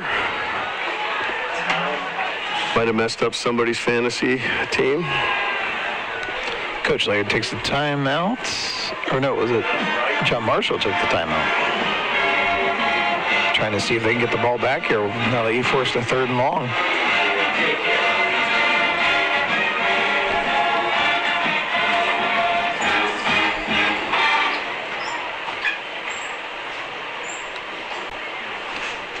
So yes, we'll have to reach out a lot of things in the air regarding coverage next week. Depends if Spectrum, who has the rights to high school football games, if they are covering that game, kind of takes us out of the mix. We'll see. We'll work with WCTV in Wadsworth. We'll see what we can manage, if we can do an audio cast or if we're able to broadcast the game. Our hopes are to be able to bring you something, and if not, maybe a replay after the fact. As this pass is completed by Lloyd. Lloyd moving nicely through here to make this a manageable 4th and maybe 4. 24. Well, Sidney Lloyd has shown he could do everything. I mean, that's a big part of Medina's game, running that screenplay, and he, perfect timing on that, and was able to catch that ball at full speed. Trying to draw him offside with a hard count there. Still got 20 seconds on the play clock. They have jumped before. Let's see if they can get them. Back tucks, fires, nice route. Lloyd again on the reception. Moves the chains, 1st down. That'll do it. I mean, Medina can take a knee. Yeah, 16. John Marshall, 2 timeouts, but you wouldn't think he'd use them now. When he had them 3rd and long, it made sense, but I don't think now you just take those home with you. Yeah, with 1:13 left, I think that's it. Looks like they're going to try to score here. We could let one of these younger guys get a touchdown, make a memory here in the playoffs. There it is. Right down the middle. Nice touch. So Vogren gets a touchdown. Completes at the 26, I believe. Yeah, Jackson Riffle gets his touchdown reception. Yeah, nice route by Jackson Riffle. Nice throw by Vogren. And if they make this extra point, that'll make it 70-40.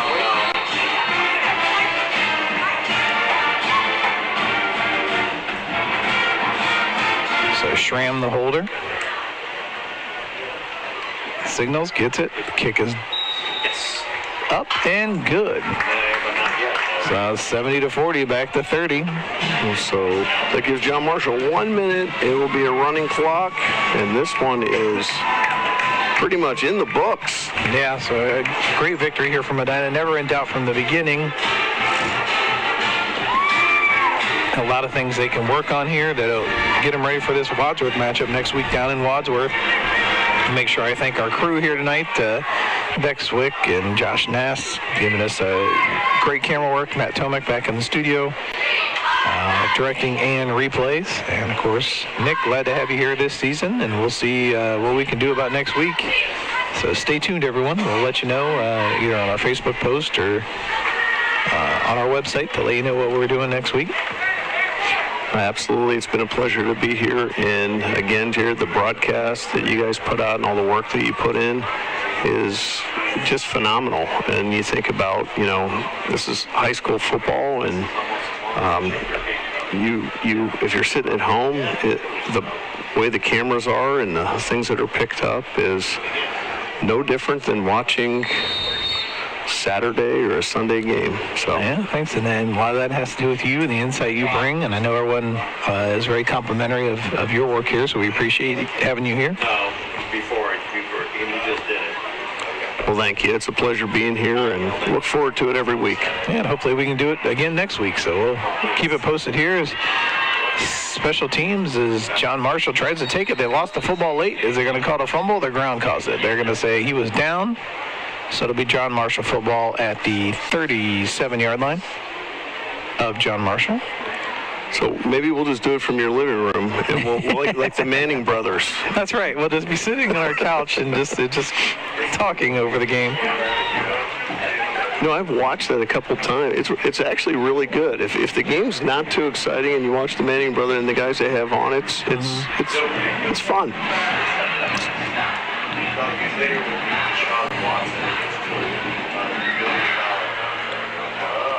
So really maybe 2 plays, depending if they run or throw here. Right, and they'll have to hustle the line just because of the running clock. So.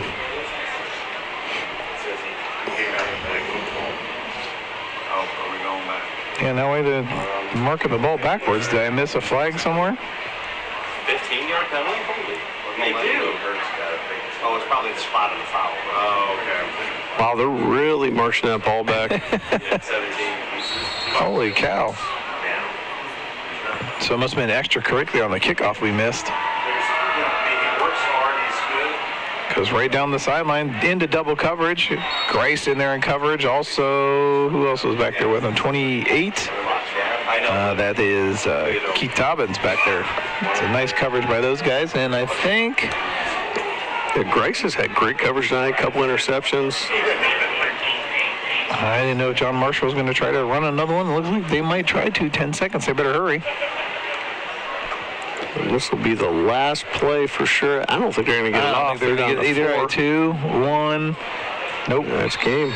And the officials call it. So Medina comes away victorious, 70-40. We want to thank everyone for tuning in here on Medina TV. Not much to break down. We kind of hit it as we went along. So for Matt Tomek, Beck Zwick, Josh Nass, again, and Nick Kaplek, as always, a pleasure having you up here. We'll keep you guys posted as far as next week, as Medina will take on Wadsworth to try to advance to the next round. On that, have a great night, everyone. Nice job to find him on the slant. Knowles still on his feet and in for the score. Overty to the right here. Wojak gets to the corner and in.